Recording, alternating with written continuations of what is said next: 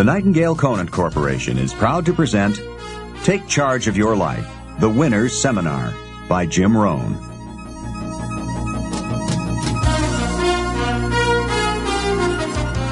Some people have this incredible zest for life and an appetite for living well and doing well, and others seem to take the ho-hum attitude, let it slide, hopefully it'll work out anyway. I don't know what the difference of that is. But it is exciting to watch people who are inspired. But I think the key to it all is self-motivation. Self-motivation. The guy says, boy, if somebody just come by and turn me on, hey, what if they don't show up? Right? You got to have a better plan for your life.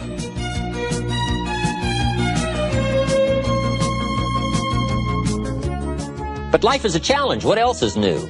It is so important to articulate the challenge, the press, the push, because the push is on.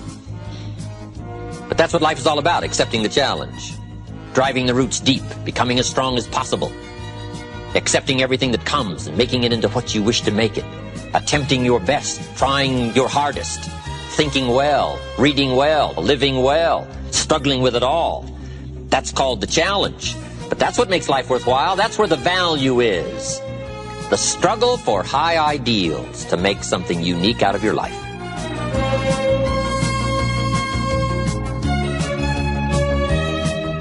Ideas are life-changing.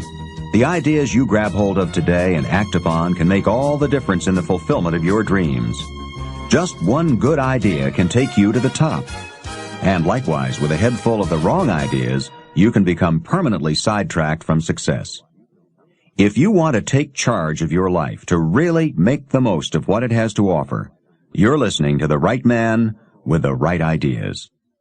Jim Rohn knows the secrets of success. He has devoted his life to a study of the fundamentals of human behavior and personal motivation, and he can awaken a remarkable power for achievement in you. With his unique style of philosophy, wisdom, wit, and solid common sense, he provides practical information and motivation we can all profit from. In this program, you'll discover the 5 pieces of the life puzzle, a body of knowledge guaranteed to help you achieve your greatest goals. You'll hear the secrets of an effective communicator and learn the leadership skills you'll need to get ahead. Jim Rohn speaks from experience. He has an international reputation as a dynamic, effective public speaker and has conducted workshops on personal development all over the world. There's magic in the touch of human words. Jim Rohn credits much of his success to the teachings of his mentor, Earl Schoaf. And now he passes these ideas along to you. Let's join Jim Rohn as you take a front row seat at this live seminar, recorded especially for you.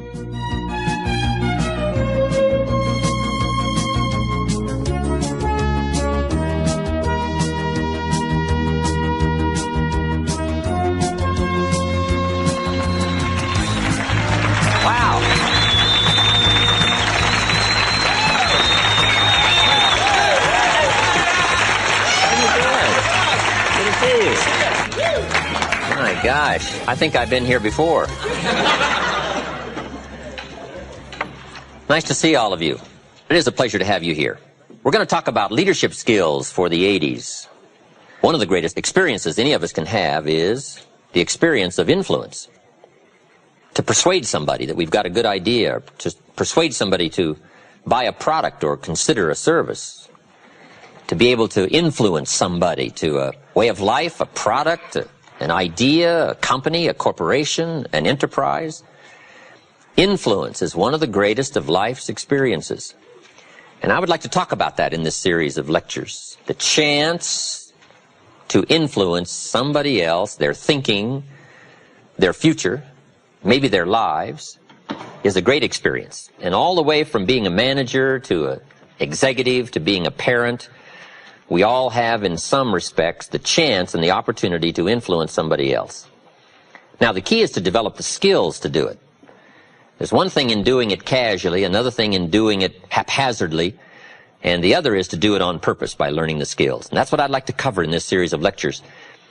Gathering the skills to help influence people to a way of thinking, to a product, to an idea, to an enterprise, or just to a better life. The skills of leadership. First of all, just in preliminary, let me just give you a list of what I hope you'll find in my series of lectures this time. Here's the list. Number one, sincerity. To accomplish something, especially in lecturing and listening, we have to start with sincerity. And I would assume you're sincere or you wouldn't be here. You wouldn't have made this effort and pushed past whatever you had to push past to get here. And I can appreciate that. So we first of all start with sincerity, and hopefully you'll find me sincere. I really have come by to bring value for your time and effort and consideration. But I've got a good note for you to make. Sincerity is not a test of truth. Sincerity is not a test of truth. We must not make the mistake of saying he must be right, he's so sincere. And the reason is, it's possible to be sincerely wrong. So we must not mistake sincerity for truth, because it is possible to be sincerely wrong. But hopefully you'll find me both sincere and truthful, because I wish to speak for you the truth. But you have to decide for yourself what is truth. But here's the key. Weigh sincerity on sincerity scales and weigh truth on truth scales. We don't weigh truth on sincerity scales. Next, I hope you'll find in our series two major things: ideas plus inspiration. If you want your life to change, here's the source of it all: ideas plus inspiration. Now, ideas are not that far away. In fact, I've got a good phrase for you to consider. This will serve you well for the rest of your life. Everything you need is within reach. Everything you need is within reach. The ideas you need for life change or business change is within reading reach. It's within listening reach. There's probably a library not too far from you. The problem is, right, there's a library there, but most people drive by. Very few drive in. Poor Andrew Carnegie, right, set up all these libraries across the country thinking everybody would stop by. Saying, no, everybody's going to drive by. He thought sure they were going to stop in. Do you know how many people own a library card in the United States? 3%. And guess how much they cost? Nothing. Wow. But see, it's within reach. Now, the key is, who's going to reach?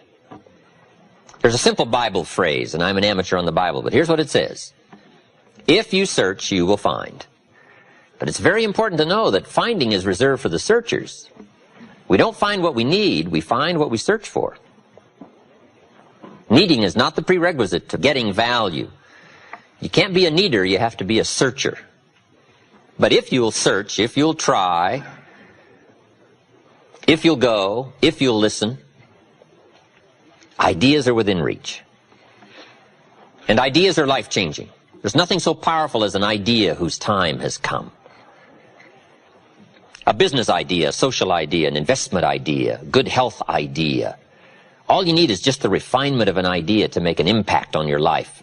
Gather treasure, gather equity, gather wealth. Because it doesn't take much to make a significant difference as the time passes.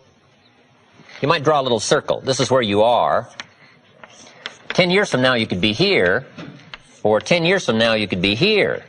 And the difference in 10 years between here and here could be significant. In money and lifestyle, treasures, equity. In 10 years, an incredible difference. But right here, a small difference in the change of discipline, the change of thinking to start you on this journey versus this journey. Now, it's also very important intellectually to know whether or not you're headed this way or this way.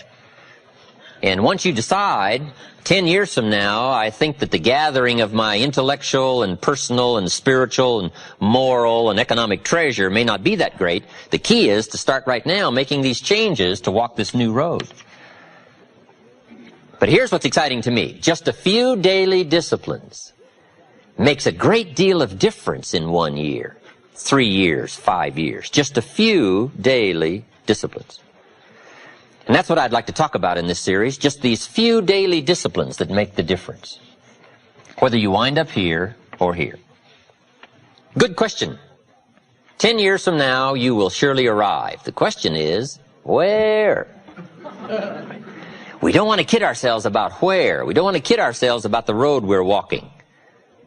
I had a day shortly after I met Mr. Schoaf called, "Do not kid myself anymore" day. I don't want to go disillusioned anymore. You know, I was using the cross-finger theory back when I was 25, 24, 23. I finally decided that the cross-finger theory was not going to get me what I wanted. That isn't where the treasure lies. That I'm going to have to make sure which of these ways I'm headed. But a few reading disciplines and a few disciplines of mind and a few disciplines of activity, and you can make all the difference in the world whether you wind up here or whether you wind up here. Okay. But just a few changes. Sometimes we get the idea that we're doing about 10% and there's about 90% more that we need in order to make the difference for our fortune. And probably the opposite is true, right? We're doing enough things to have arrived here today. We're doing enough things to have bought and shared in the good life so far. And maybe all you need is that extra 5%, 10% of intellectual change, activity change, a refinement of discipline, a refinement of thought. And all we need is the ideas to make those simple changes. And the equity starts gathering in 1 year, 3 years, 5 years, 10 years. I have a good comment for your notes. Now's the time to fix the next 10 years. Now's the time to fix it. Now, sometimes you have to come to grips with reality and with truth. That's what was good for me when I met Mr. Schoaf. I was 25 years old. He was 44 years old. And he brought me a wealth of experience, and he started asking me the tough questions. Big question, he said, are you reading the books that's going to take you where you want to go in the next 5 years? Excellent question. So you want to make sure. I would assume for all of you, to get where you want to be in the next 5 years, you're either reading the right books or you're not. That's kind of a brilliant statement, right? You're either engaged in the disciplines or you're not. But here's what we don't want to engage in. Disillusion, right? Hoping without acting. You know, wishing without doing. So the key is to take a look and say, where am I? What could I do to make the changes, to make sure that I can take more certain daily steps toward the treasure I want, the mental treasure, the personal treasure, the spiritual treasure, the financial treasure. I don't want to make any errors. Now's the time to adjust my daily program to take me where I want to go. So hopefully I'll have some ideas to share with you that might help make just a few adjustments. And in lecturing for especially the last 16, 18 years, I've got some letters and some personal testimonies of people that have done such remarkable things with just a few suggestions that it is worth taking the time. And that's what I'm here for. To do a little coaching. A good note for you to take. We could all use a little coaching.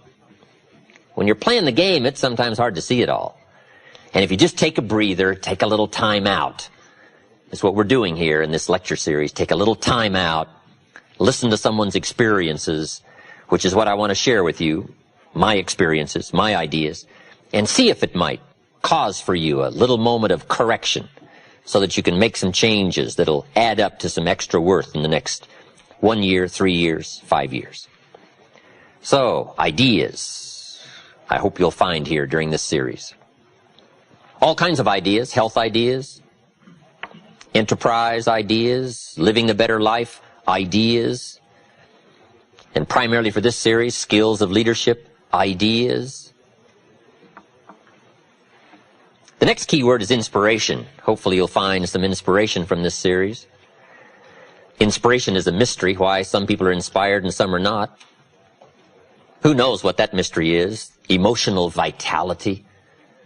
Some people have this incredible zest for life and an appetite for living well and doing well, and others seem to take the ho-hum attitude, let it slide, and hopefully it'll work out anyway. I don't know what the difference of that is. But it is exciting to watch people who are inspired. But I think the key to it all is self-motivation. Self-motivation. The guy says, boy, if somebody just come by and turn me on, hey, what if they don't show up? Right? You got to have a better plan for your life. Personal inspiration, drawing emotional vitality from life and the challenge, going for it. We all admire that. Hopefully you'll find some of that as we study together. And here's what I hope you'll find also during this series. Guidelines for translating response into results. I just want to share with you some of my insights, some of my experiences. I belong to a group that does business around the world.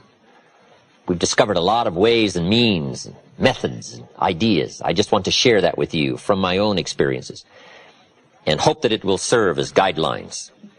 But I'd like for the guidelines to translate response into results. Now, just a personal word. I don't know where I've caught you in this particular lecture series. Maybe this is springtime for you. You've got a new opportunity going and no telling what you're going to make of it, and you're all excited. I congratulate you for that. Maybe some of you, we've caught you in harvest time. If we knew your story, we'd let you give this lecture.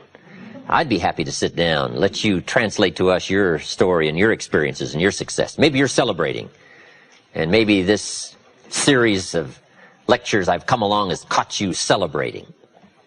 Maybe this is the summertime for you, when sometimes the going is tough, and the weeds are attacking your garden, and the bugs are after your values. Summertime is an interesting time. It's not that easy to last from spring till fall. Summer's a test, and especially when the creditors are calling. We have a tendency to walk out in the field and say, "Grow, crop, grow." They are on me. So I don't know, maybe we've caught you in a testing time. Maybe this is challenging time for you, the summertime. Maybe I've caught you in winter. And I'm sure we've all had some of those winter times, sort of desperate times, decision-making times.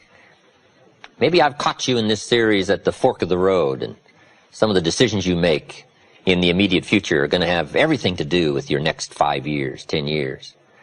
And I've been to a few of those called forks in the road. I mean, which way do you go? What do you select now as your next path of opportunity? And maybe these are trying times for you. Winter can be a source of trial when the push is on and the press is on. So I don't know where I've caught you, but whatever season I've caught you in, I want to bring you value. That's my intent. And to get the most from this series, let me give you just a quick list. Here's number one, be thankful. I think first of all, to get more, we need to just be thankful for what we already have, especially living in this unbelievable country. In America, we call somebody poor that makes $10,000 a year. I'm sure the rest of the world would find that hard to imagine. Say, why would you call somebody poor that makes $10,000? Say, I don't know, we're such a rich, fabulous country. It's unbelievable. In Bangladesh, the average income is $95 a year.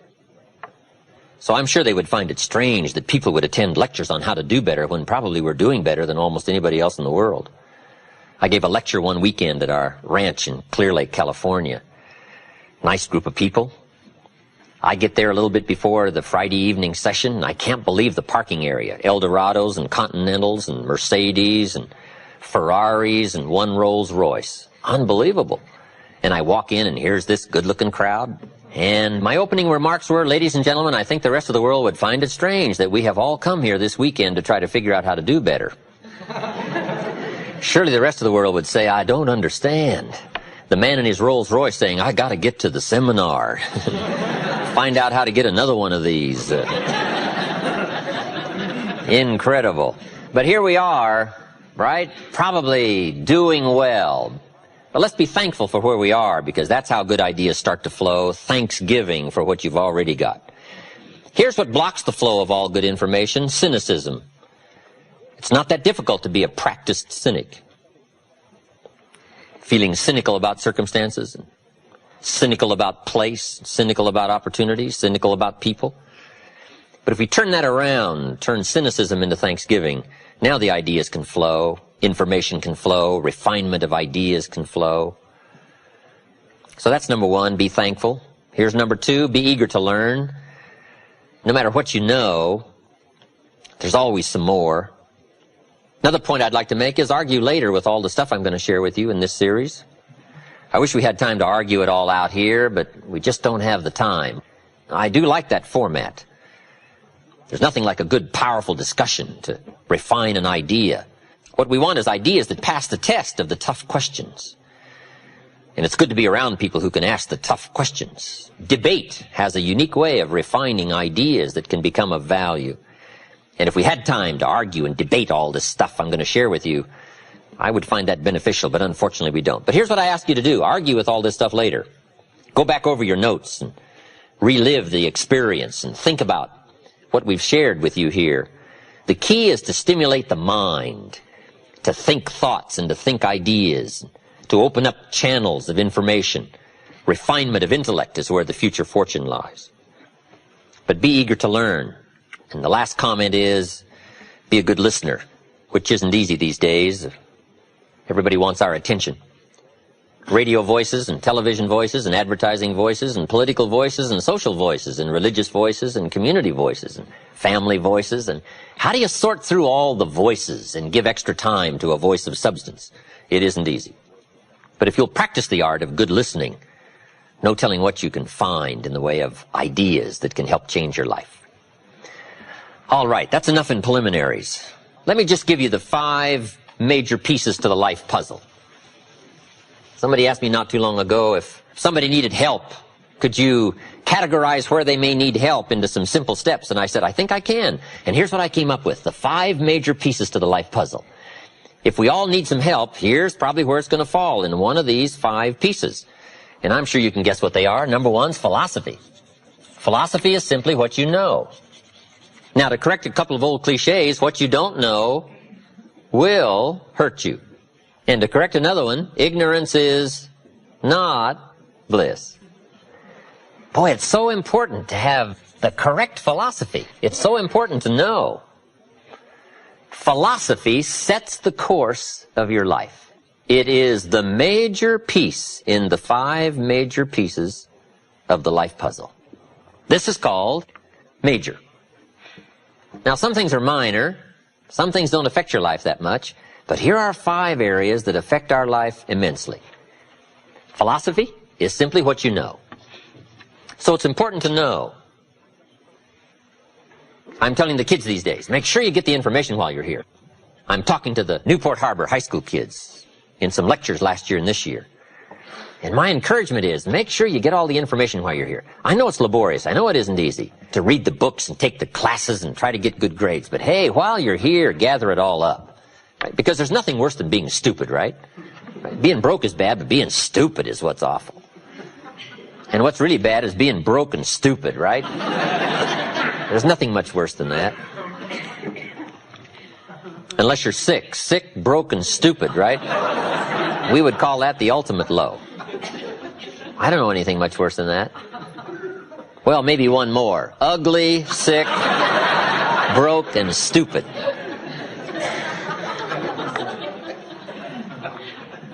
So to correct all that, here's number 1. You've just got to know, because what you don't know will affect your economic future the next 3 years, 5 years. The book you miss will make a difference. Right? The information you don't get will make a difference in the legacy of your equities over the next few months, the next few years. So philosophy, this is where it all begins. Now, I've divided philosophy into 3 parts. 1 is basic, starting out philosophy. The baby starts processing information right away. Cold is bad, warm is good, hungry is awful, food is terrific. The baby starts reacting and processing information and having certain reactions to it. So our philosophy starts early, gathering information and reacting to it. Next is expanded philosophy. At least enough philosophy to be gainfully employed and offer a value to society and find your place in the marketplace. You know, be a reasonable, decent human being. Expanded philosophy. But now how do you become wealthy and powerful and sophisticated, influential and unique? Simple word, refined philosophy. The refinement of philosophy.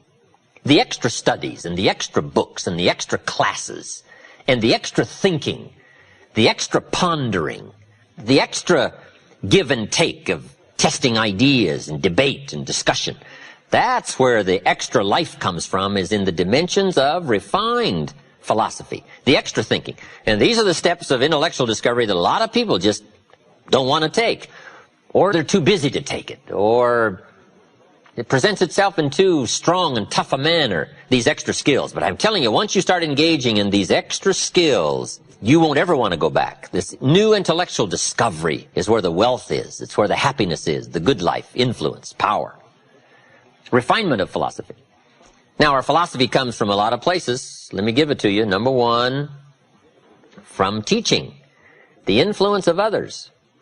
From the books we read. from the classes we take.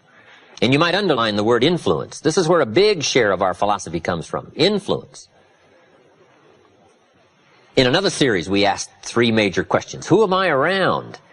That's called big questions. Some questions are little and some are big. This is a big one. Who am I around? Question number 2, what are they doing to me? This is called major. This is called big.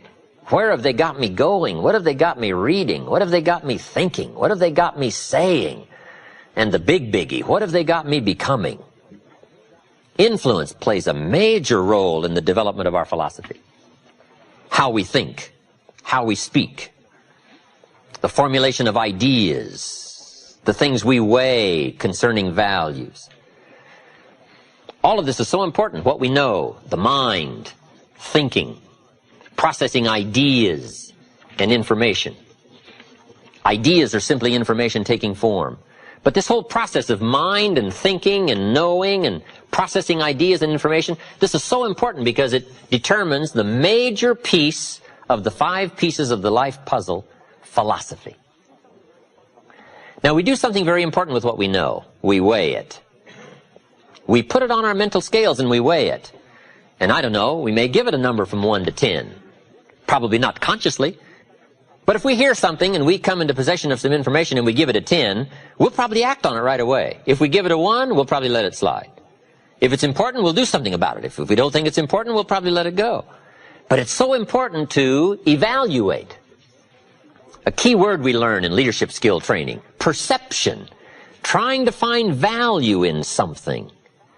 Where is the value? How valuable is it? How important is it? Is there something here that I can't see at first glance? Is there something below the surface? Is there something in the inner workings of it? What goes behind it? What goes beyond it? What is its origin? All of these questions that help us come to the perception of value, ideas, evaluating information. Now here's what's important, to have a good set of mental scales. What if in processing information your mental scales were off? And you weighed everything a little wrong? Do you think that would affect your life? The answer is, of course. And all you got to be is a little off for 10 years. And you can imagine what the difference is. I got a key phrase for you. Life accumulates. We either accumulate the debt or the value. We either accumulate the regret or we accumulate the equity. Now, we must all suffer one of 2 pains. The pain of discipline or the pain of regret. And I'm suggesting discipline. Mental discipline to refine ideas. Of course it's laborious and of course it's a push, but it's called small price to pay so that you won't have the regret later on. Regret weighs tons. Discipline weighs ounces. So if you accept the early ounces of discipline of thought to refine ideas and not just let major questions go by, what about society? What about the government? What about taxes? What about religion? What about life? What about capital? What about business? What about society? All of these major questions. What about my life and my value and my place and my future? And what about life? What about origin? What about destiny? What about opportunity? What about possibility? All of these major questions, to let them go casually by is to miss the treasures that your life could accumulate into in the coming months, the coming years. So this is called major. What we ponder and what we think about sets the course of our life. It's like the set of the sail that's taking us somewhere. Let me give you a good question to write down. Where are my thoughts taking me? This is a biggie question. Where are my thoughts taking me? These are some of the things you want to make sure of. You might be able to be casual about some things, but here's some things not to be casual about. My philosophy is taking me somewhere. Big question, where? The accumulation of equity will either be there or won't be there. Life accumulates. And I'm either accumulating debt that I'll be sorry for, or I'm accumulating value that I'll be happy about. Okay, philosophy. The first major piece in the 5 major pieces.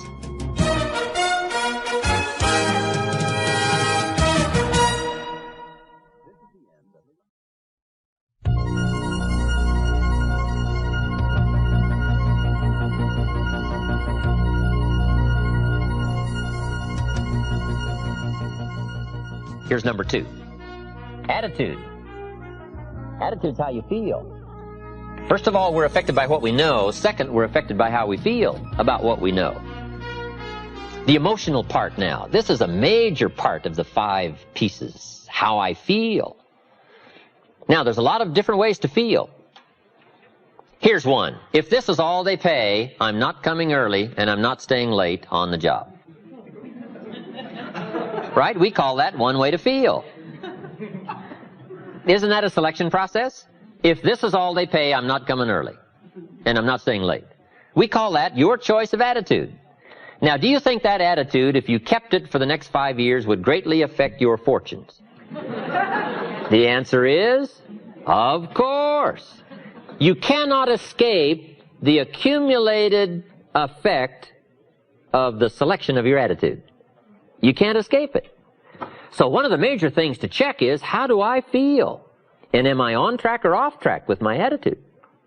Now, attitude's not that easy to fix. It's not that easy to get information. It's hard to look up attitude in the yellow pages. If you could put your car in the shop and go next door and get your attitude tuned, wouldn't that be nice, right? But where do you go? How do we engage in the kind of philosophical thinking that will refine our attitude to give us a chance for future fortune rather than what will be missing in the future? So this is big, attitude. Here's another attitude. No matter what they pay, I always come early and I always stay late to invest in my own future. We call that another attitude about the same job.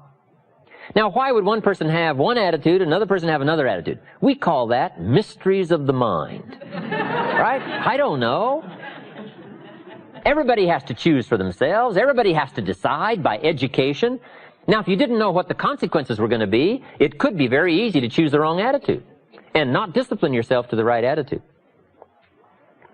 So a big portion of our life is affected by how we feel. Let me give you just a quick list about the feelings that affect our lives. Number 1, it's how you feel about the past. Boy, it's easy to carry the past as a burden instead of as a school. It's easy to let the past overwhelm you instead of let the past instruct you. How to feel about the past hurts and the past losses and the past difficulties and the times you failed and the times it didn't work, the accumulation of all of that. How you feel about that is going to greatly affect your future in your life. One of the major things that affects your life is how you feel about the future. Our life is affected by 2 major things. One is price and the other is promise. And it's not that easy to pay the price if you can't see the promise. I think kids are having problems these days trying to pay the price because they can't see the promise. But all of us wouldn't mind paying the price if we could have a clear view of tomorrow, next week, next month, next year.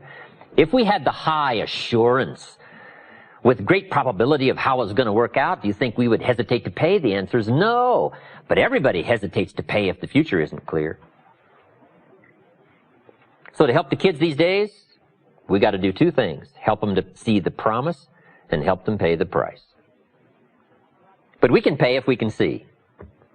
My karate instructor said, Mr. Rohn, you cannot believe the incredible feeling of walking down any city street unafraid. I said, let's get on with the classes, right? Hey, I will sweat. I will put myself through the paces, right? What would we do for an extraordinary promise? Answer, the most unbelievable things. Would you crack the books? Would you burn the midnight oil?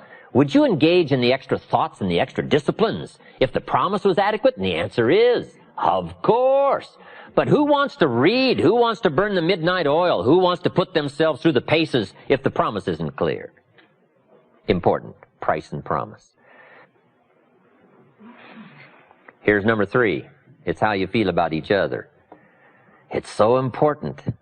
Attitude about society, country, state and city, community, family, enterprise, office, company, corporation, division. It's so important to have a unique understanding about other human beings and what makes a good life, what constitutes a good life. How you feel about each other. I've got a good phrase for you. You can't succeed by yourself. So to have a unique, refined sense of appreciation for each other is prerequisite. It takes each other to build a society. It takes all of us to build a country, to build a nation. It takes all of us to build a community. Key phrase, you can't succeed by yourself.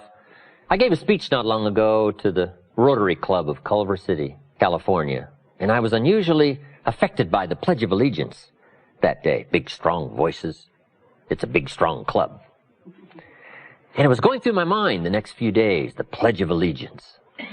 And the more I thought about it, the more I thought, what an important key document, right? The Pledge of Allegiance.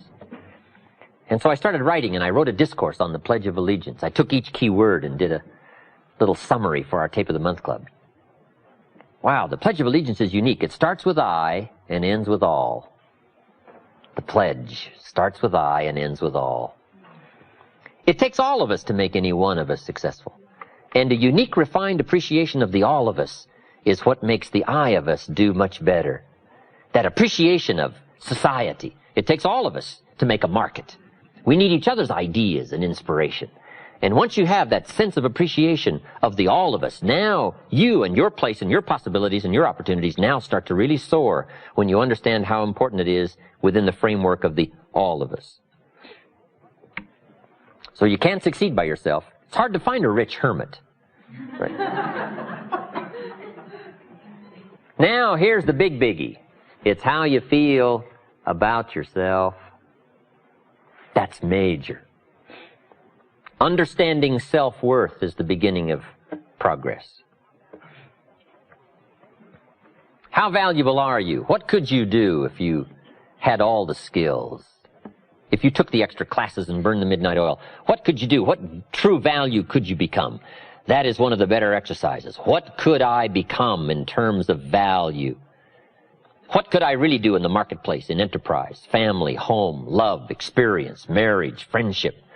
How valuable could I become? Am I valuable enough to work on what all is still not functioning in my life to full capacity? If I'm operating at 20%, what could I possibly do with the other 80%? And do I have it in knowledge and worth and value and experience? Once you start understanding this part of you, understanding how valuable you are, it is a whole new experience, understanding self-worth. So attitude plays a big, major part in how our life works out. Number one is philosophy. Number two is attitude. Number three is activity. Activity is what you do. So our lives, first of all, are affected by what we know. Second, our lives are affected by how we feel. Third, our lives are affected by what we do. It is so important to understand this. If you want to influence and help people, here's the key. Success is a doing. You've got to actually do it. Activity is high priority in the life process to try to get maximum benefit out of what we have available. Activity. Now, here's an important question. What is your philosophy about activity? What about hard work? What about long hours? What about full days? If you're doing something, how hard should you go at it? How much time should you put in? Everybody has to develop their philosophy about activity. Just by way of review, let me quote you Old Testament says, 6 days activity, 1 day rest. That's called philosophy of ratio of activity. What is a good ratio of rest and activity? Old Testament says 6 days of one, 1 day of the other. You say, well, that's kind of old and outmoded. Well, maybe it is. I don't know. Maybe that's too old a philosophy. The old 6-1. I don't know. Who knows?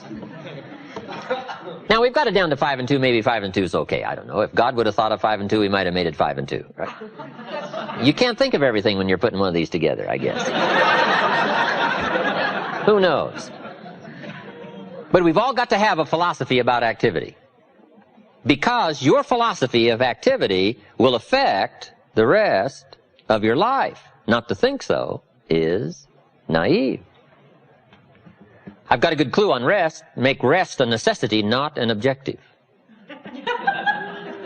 The reason for life is enterprise. The reason for life is productivity. The reason for life is to see what we can do with the seasons and the chances and our mind and our spirit. ourselves, to see what we can do. That's what life is all about, to see what you can do. Now, the doing, you've got to have a philosophy on how much time you're going to spend doing. And I've decided that enterprise is better than ease. If you rest too long, the weeds take the garden in the summer. So you can't rest too long.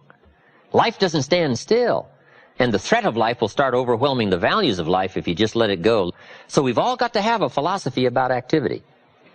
Let me give you one of the best I know. Here's what it says. An ancient phrase says, whatever your hands find to do, do it with all your might. That's a philosophy. You say, well, I'm getting by with half my might. Well, okay, but you've got to decide on your own personal philosophy of activity. Now, this philosophy says, do it with all your might. Do you think there's any value or virtue in that? Well, I don't know. You've got to decide. You've got to weigh this out, right? You've got to evaluate it for yourself and put it on your own mental scales, and you've got to come up with your own answers. How hard should you work? I'm teaching kids now the ant philosophy. The ant philosophy. An ancient story says everybody should study ants, especially lazy people. The ant philosophy. Let me give it to you. It's very brief. Number one, ants never quit. Good philosophy. If they're headed somewhere, you try to stop them, they'll look for another way.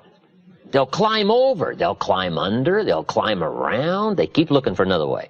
What a neat philosophy. Never quit looking for a way to get where you're supposed to go. Number two, ants think winter all summer. That's an important philosophy. You can't be so naive as to think summer all summer. You say, well, isn't it nice? You can't think nice when it's nice. We will call you naive. An ancient story says, don't build your house on the sand in the summer.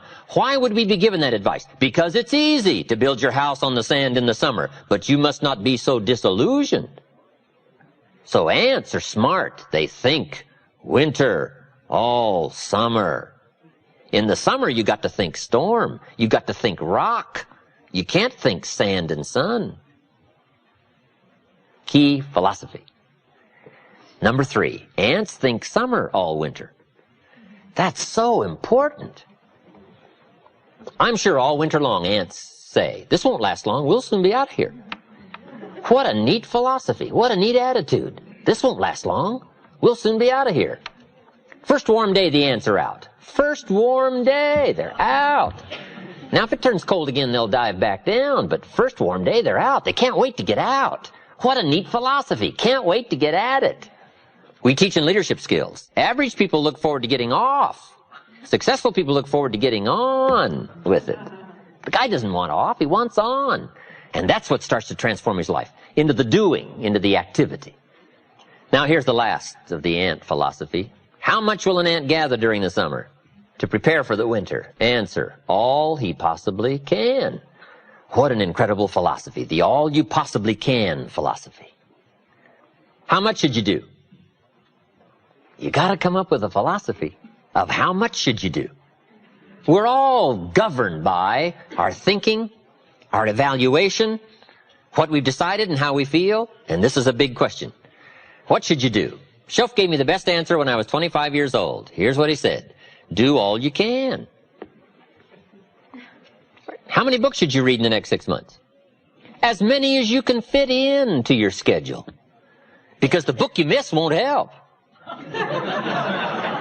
What if a guy missed the book, Think and Grow Rich? The guy's 40 and poor and he missed the book. He lived in the right country, but he missed the book. He was a nice guy, but he missed the book. He was very sincere, but he missed the book. He worked hard, but he missed the book. I'm telling you, if you miss the book, no telling what treasure will be missing in your life if you just miss the book. How hard should you work? The ant philosophy. The man says to me, I'm making about $50,000 a year. Isn't that enough? Now, what would be your philosophical answer to someone who says, I'm making $50,000 a year. Isn't that enough? He said, my kids are doing okay. And he said, I got my bills paid. So what would you say if a guy says, I'm making $50,000 a year. Isn't that enough? I said, yes, $50,000 a year is enough if it's the best you can do. We don't call enough an amount. We only call enough your best. If you're capable of making $500,000 a year and you make $50,000 a year, we call you loser. Now, it isn't the difference between 50,000 and a half a million that's important. What's important is the full extent of your reach. That's what's important. The only way to feel maximum good about yourself is to extend yourself to the full capacity of your reach, your intellectual reach and your physical reach, and your potential and your possibility to do the best you can. What should you do? All you can. How many books should you read? As many as you can.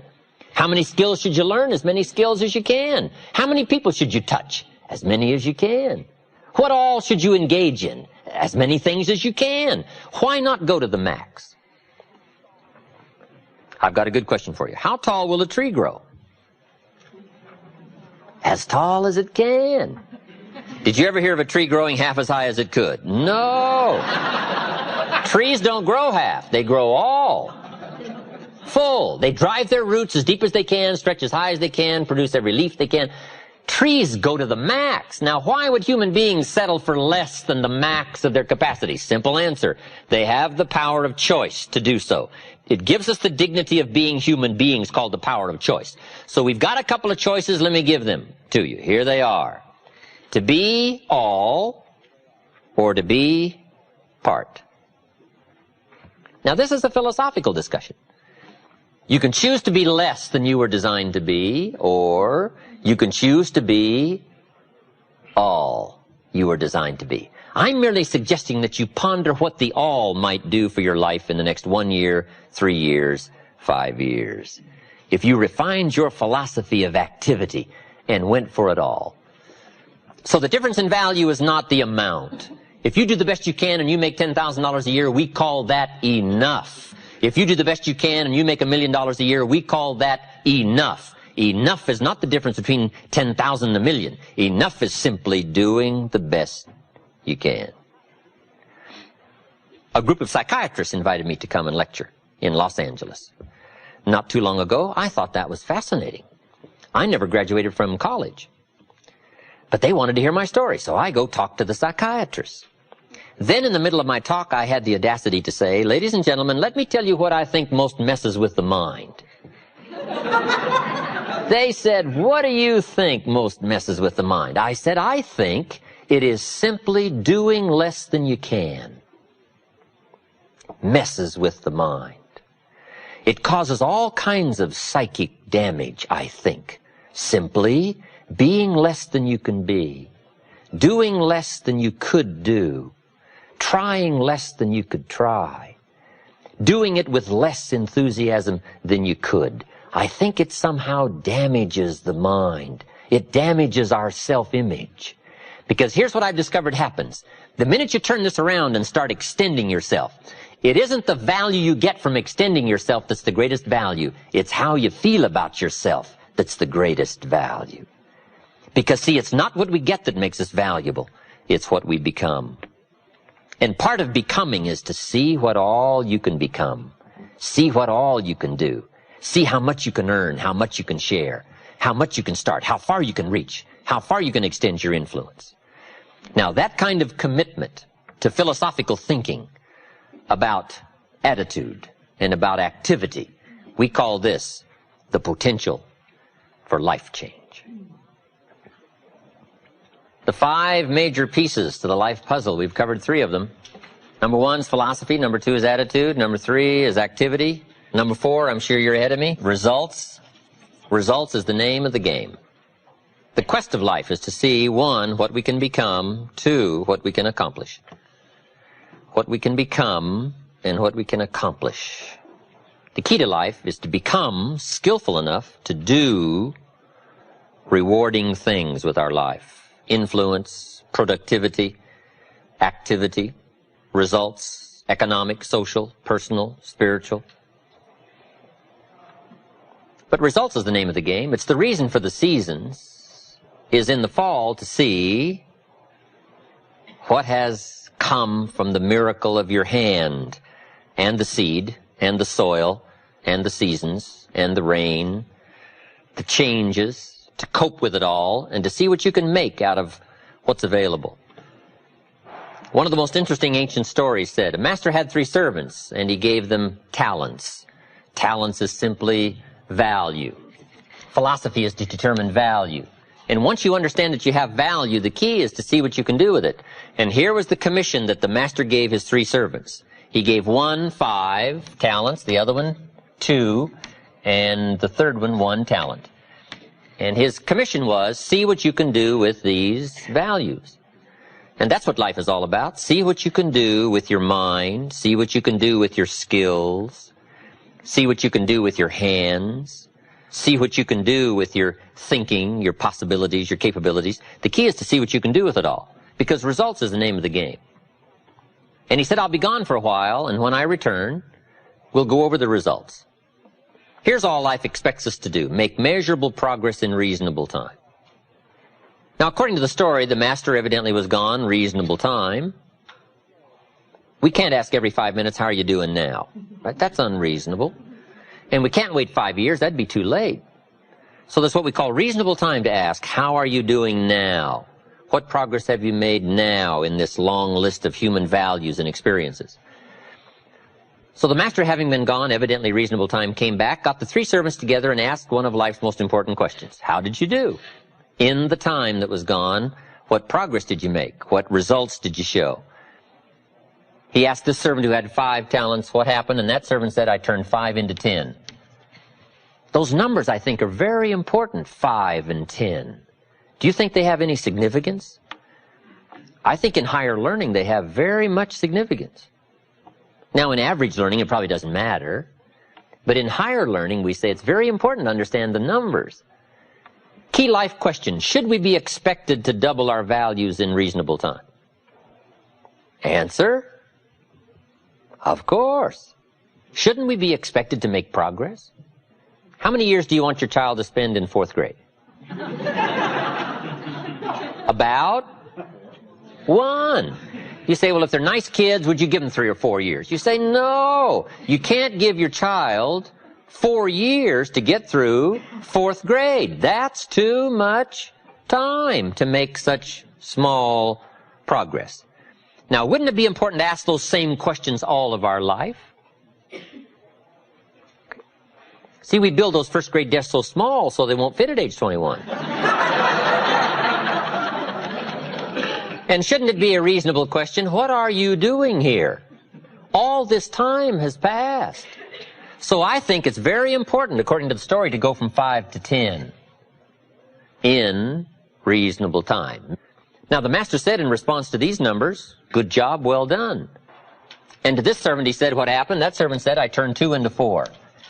Now, would you find that significant, turning 2 into 4? I think it is. Key phrase: life is a numbers game. Part of life is a numbers game. How many books should you read to be adequately prepared to debate the major life issues in the next 10 years? Do you think it's important to come up with a pretty good reasonable number of books in a wide variety of subjects to be adequately prepared to debate the major life issues in the next 10 years? The answer is of course. Now, wouldn't it be important to know about what the number of those books are and what the wide range of major life topics are? This is very important stuff. This is not get-by stuff now. Right? You can get a crust of bread and a pair of shoes and stay out of the rain and do okay, but this is called higher learning for success and leadership and influence and skills that serve well for the future. So it's very important, numbers. How many pounds overweight should you be at age 50? Approximately. About none. Well, we may let you borrow 1 or 2, but 5 and we say, hey, 10 and we say, hey, hey. 15 and we say, hold it. 20 and we turn on the red lights and the sirens. You can't go beyond 20 with any reasonable amount of safety for your health and your future. So numbers are very important. When a reasonable time has passed to say, let's go over the numbers one more time to make sure we're not off track. Everything by longevity tends to drift off track. So we have to keep coming back, what we call mid-course corrections. If you're headed for the moon, the early guidance system when you first blast off doesn't serve for the whole trip. You got mid-course corrections. And they're very important when you're headed for the moon. Right. Because you can miss Kansas City and hit St. Louis and you're all right, but you can't miss the moon, right? So, results being the name of the game, when reasonable time has passed, we have got to, among reason-thinking people, to check out your numbers. Okay? And whatever these numbers may represent in skills or learning or capacity or equities of mind, 5 to 10, 2 to 4. The master said to this servant, I gave you 1 talent. What happened? That servant said, I've still got the same talent. And the story said, the master lost his cool. Or something like that. We call that proper response to lack of results. We must show that the insidious is insidious. We must show how empty life can be without measurable progress. We must get right on the problems and the challenges, lest we yield too easy to the things that can leave our lives empty instead of full and leave us with pennies instead of fortune.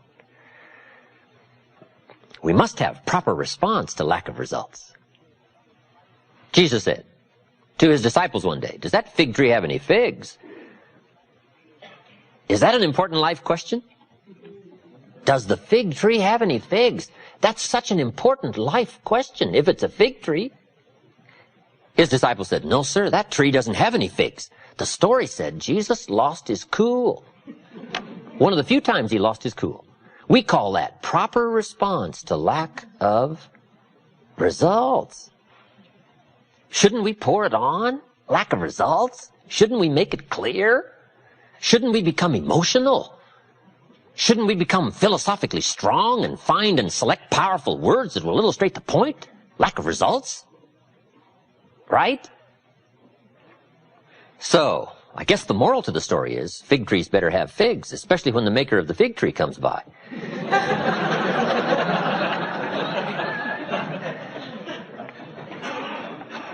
Results is the name of the game.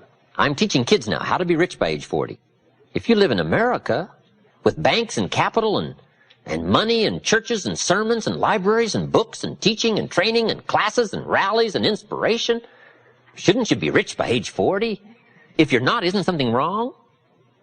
The word isn't right, the word's wrong. Something's wrong. Now, there's nothing wrong with the country, and there's nothing wrong with the community, and there's nothing wrong with the library and the books, and there's nothing wrong with the churches and the sermons, and there's nothing wrong with the school and the teachers, and there's nothing wrong with what's happening. And there's nothing wrong with you, but there's something wrong with your philosophy. Somebody sold you the wrong plan. Wow, it's easy to buy the wrong plan, buy the wrong philosophy, and make errors in judgment that compound into pennies instead of treasure. So, one of the major reasons for looking at results is to see what might be wrong with activity. Maybe it's activity that's producing poor results. Now, a lot of people are working hard, but they're not making much progress. Here's what we teach in leadership skills. Don't mistake movement for achievement. Boy, it's easy to get faked out by being busy. The key is not just being busy. The key is doing what? It's easy to be busy and be making figure eights instead of much progress. So, we look at results to see if there may be some difficulty with activity. Here's where we may need to go to work. Activity. Because it takes activity to bring enterprise into being. There's a whole study here on activity. Activity is like birth pains. Disciplined activity is like birth pains. Now, I'm short on experience here, but I'm sure the mothers in the room would tell us, it ain't easy. But see, it wasn't meant to be easy. Values were meant to be costly. The only way we can appreciate a value is by its cost. If it doesn't cost much, we probably wouldn't call it valuable. True winning is a great worth. But the price is to play with all your heart and mind. And perhaps do some losing sometimes so that when you do win, boy, the worth and the value of the winning now becomes a high appreciation. Simply because now we understand both sides of this equation, price and promise. So we take a look at activity, and as we look at results, maybe something's wrong with attitude. Maybe it's how we feel. Maybe we've been nudged off course by influence.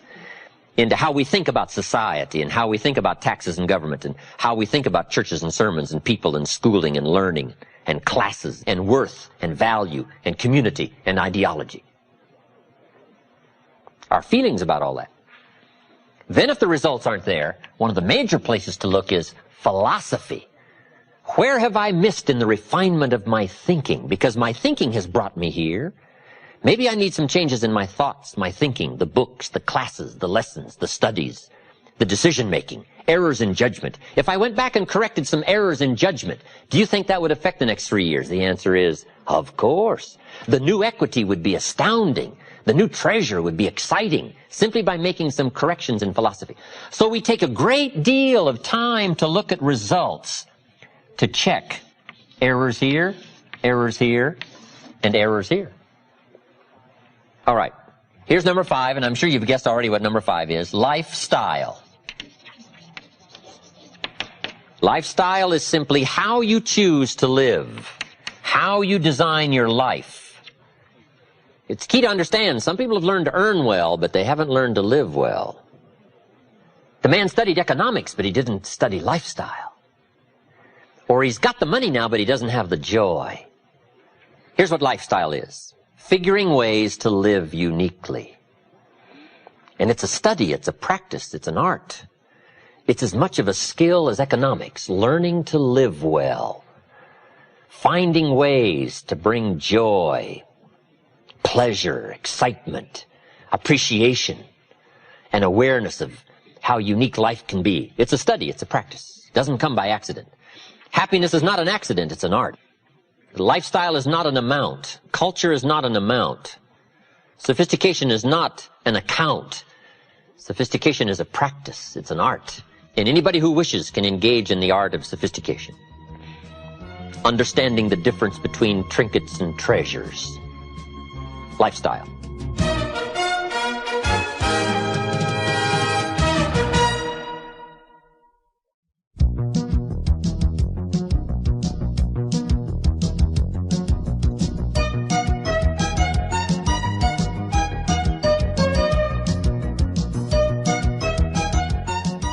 If you want to get good at communication, you have to be aware of doing it every day as a practice session of getting better, so that when the real important occasions arise, you will have the gift, and you'll have the style, you'll have the sharpness and the clarity and the substance and the emotion.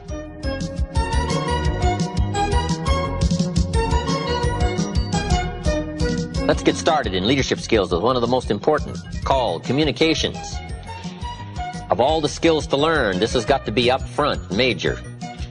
Learning by language to affect somebody else's life and mind.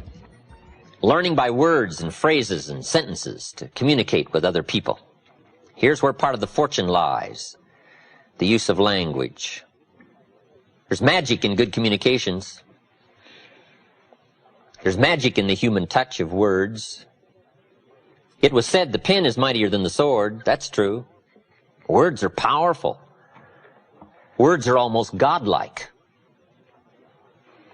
I'm an amateur on some of these studies, but an ancient verse says, God was the Word, and the Word was God.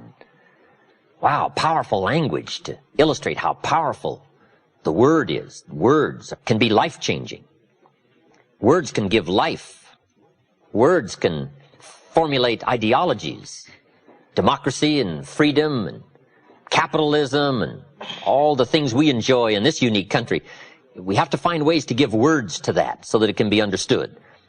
Words form the pictures of our minds. Words help to translate an interchange of thought and ideas between human beings. So one of the most important skills is the skill of good communication. Learning words, phrases, sentences, whether it's written or spoken. Language is so powerful in affecting our lives and using those skills to affect other people's lives. So let's talk about communications and how powerful it is and how important it is. I've got 4 steps to achieve good communications. Let me give you this. Let's dive right into it.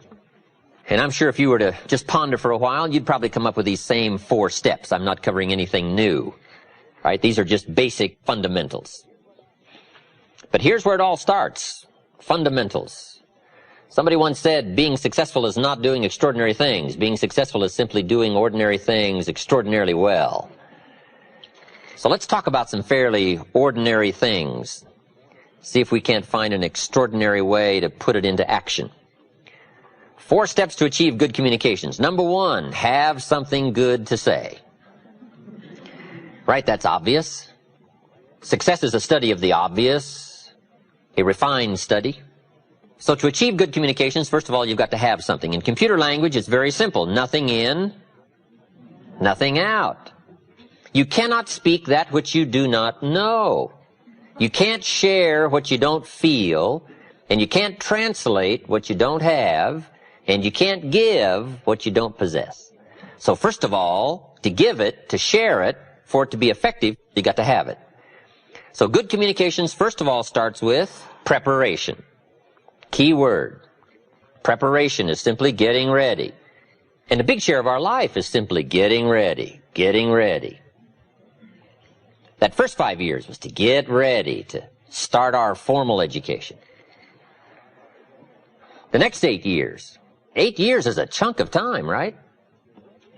But after 8 years now, you're ready for high school.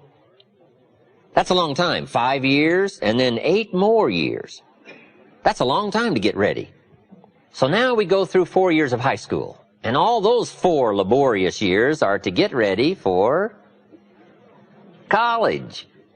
Now another 2, 3, 4, 5, 6 years, 6 more years to get ready, right? To be gainfully employed and earn a living and get out there in the marketplace and see what we can do. A lot of life is just simply getting ready, preparation. Now, to get ready for good communications, you got to spend part of your year, part of your day, getting ready for the next day, part of the week getting ready for the next week. It's so easy to be casual about not continually preparing for the next day, the next week, the next month, the next year. Getting ready. And this is one of the most important areas to get ready in. Good communications. Key word, research, continual research. It's easy to hope that the skills that you learned in the 70s will last through the 80s. Or the information you gathered during the 70s will be sufficient for the 80s, but not so. We've got to continually learn, continually grow. So keyword, research, preparation, getting ready. Preparation is like building an account from which to draw. When you get ready to talk, you want to make sure you've got a verbal check that'll cash. Here's the power in good communication. When what you say is only the tip of the iceberg of all you know, that's when communications becomes powerful. When what you say is only a portion of all that you know because you've gotten ready for this moment, this time, this occasion. I'm sure we've all been around some people who very quickly told us more than they knew. Didn't take them but a short period of time to run out of illustrations, to exhaust all their stories, probably meaning great lack of preparation, great lack of deliberately getting ready. Now, it is possible in some respects to prepare for life just by accident. You know, life does teach us some things by accident. There are some things you can learn by just careening from wall to wall and stumbling from day to day and staggering from week to week. I mean, you can learn some things that way. But the other 99% of what you need to know has got to be on purpose. Preparation on purpose. Good phrase. Am I engaged in preparation on purpose to get me ready to do in communication the skills that are necessary to take me where I want to go? Good question. And that's what we're here for, to ask some of the tough questions. When I met Mr. Schoaf, he asked me the tough questions. I'm 25 years old. He said, Mr. Rohn, you've been working 6 years. I started working when I was 19. Mr. Schoaf asked me a simple question. He said, Mr. Rohn, how are you doing? I said, not very well. Mr. Schoaf said, I suggest you not do that anymore. Wow, tough questions. Mr. Schoaf said, Mr. Rohn, how much money have you invested in the last 6 years? I said, what do you suppose, roughly? Not any. Schoaf said, who sold you on that plan? Wow, tough questions, tough questions. And it's so important for somebody to come along and ask us the tough questions and not let us get by with small numbers and small answers. So that's what I'd like to do. Ask some of the tough questions. Let me give you now some key words that'll help us to prepare for good communications. Key words. Number one, interest. To prepare for good communications, take a new interest in life. Here's a good pledge to make at the beginning of the day. I'm going to be more interested in this day. I'm going to see if I can get more from the day. Boy, it's easy if you're not careful to just try to get through the day. But sophisticated people learn to get from the day. They don't want a day to go by without gathering up some new ideas, some new impressions, new color, new nuances, new sense of worth and value. They gather from the day, interest. And here's two of the major subjects to study with interest, life and people. Develop a new, sharper interest, new, sharper focus on life and people. What's happening, what's going on. Now, that new commitment to a new interest for the day will get you ready for the years to come with better communications. Because to say it well, you have to feel it well. To say it well, you have to know it. And to know it, you just got to go through the laborious process of gathering, extracting the information. So that's the first word, interest. Here's the second word, fascination. A bit beyond just simple interest. Interested people are probably satisfied that it ticks. It ticks. And that's good to know. It ticks. But fascinated people want to know what? What makes it tick? Fascinated people aren't satisfied usually with surface information. They've got to know more than just what appears. What's really going on? The hippies had a pretty good question in the 60s. What was it? The hippies. Good question they had. What's happening? That's a good question. What's happening? And sophisticated hippies say, what's really happening, right? What is really going on? What's making things tick? What's making things happen? Why do people feel like they do and think like they think? What is the difference between success and failure? Who has the appetite and who doesn't have the appetite? This whole fascination about life and people and circumstances and society and money and banks and churches and sermons and books and records and life experiences and enterprise and nations and color and races and religion and a whole fascination for this wide panorama of life and life experiences. I'm telling you, if you'll take a new fascinated look at life and what's going on, it will now show up in color and sharpness in your future communications. It'll have a new reach and a new depth. It'll have a new insight, a new excitement. Now, I've got a good experiment for you to try. The next time you're tempted to be frustrated, see if you can turn it into fascination. How to turn frustration into fascination. That's a good skill to try to learn. I'm sitting on the freeway in Los Angeles. My airplane leaves in 45 minutes. The traffic is not moving an inch. I am now fascinated. I'm telling you. Now, it doesn't work every time. I'm willing to admit that. Nothing works every time. But can you imagine the extra value you'll get from a frustrating experience if you just think about this? Can I turn this frustrating experience into something fascinating? I'll learn a lot more from it if I'm fascinated by it than just frustrated by it. So just try that little key. Try to turn frustration into fascination. And in a frustrating experience, if a smile comes across your face, other people will wonder, what's going on? But it'll just be private between you and me. The man taught me how to be fascinated, if possible, in a frustrating situation. Okay, turning frustration into fascination. The extra learning discipline, the extra learning skill. And I think this is part of it. Here's the next key word. This is a big one. Sensitivity.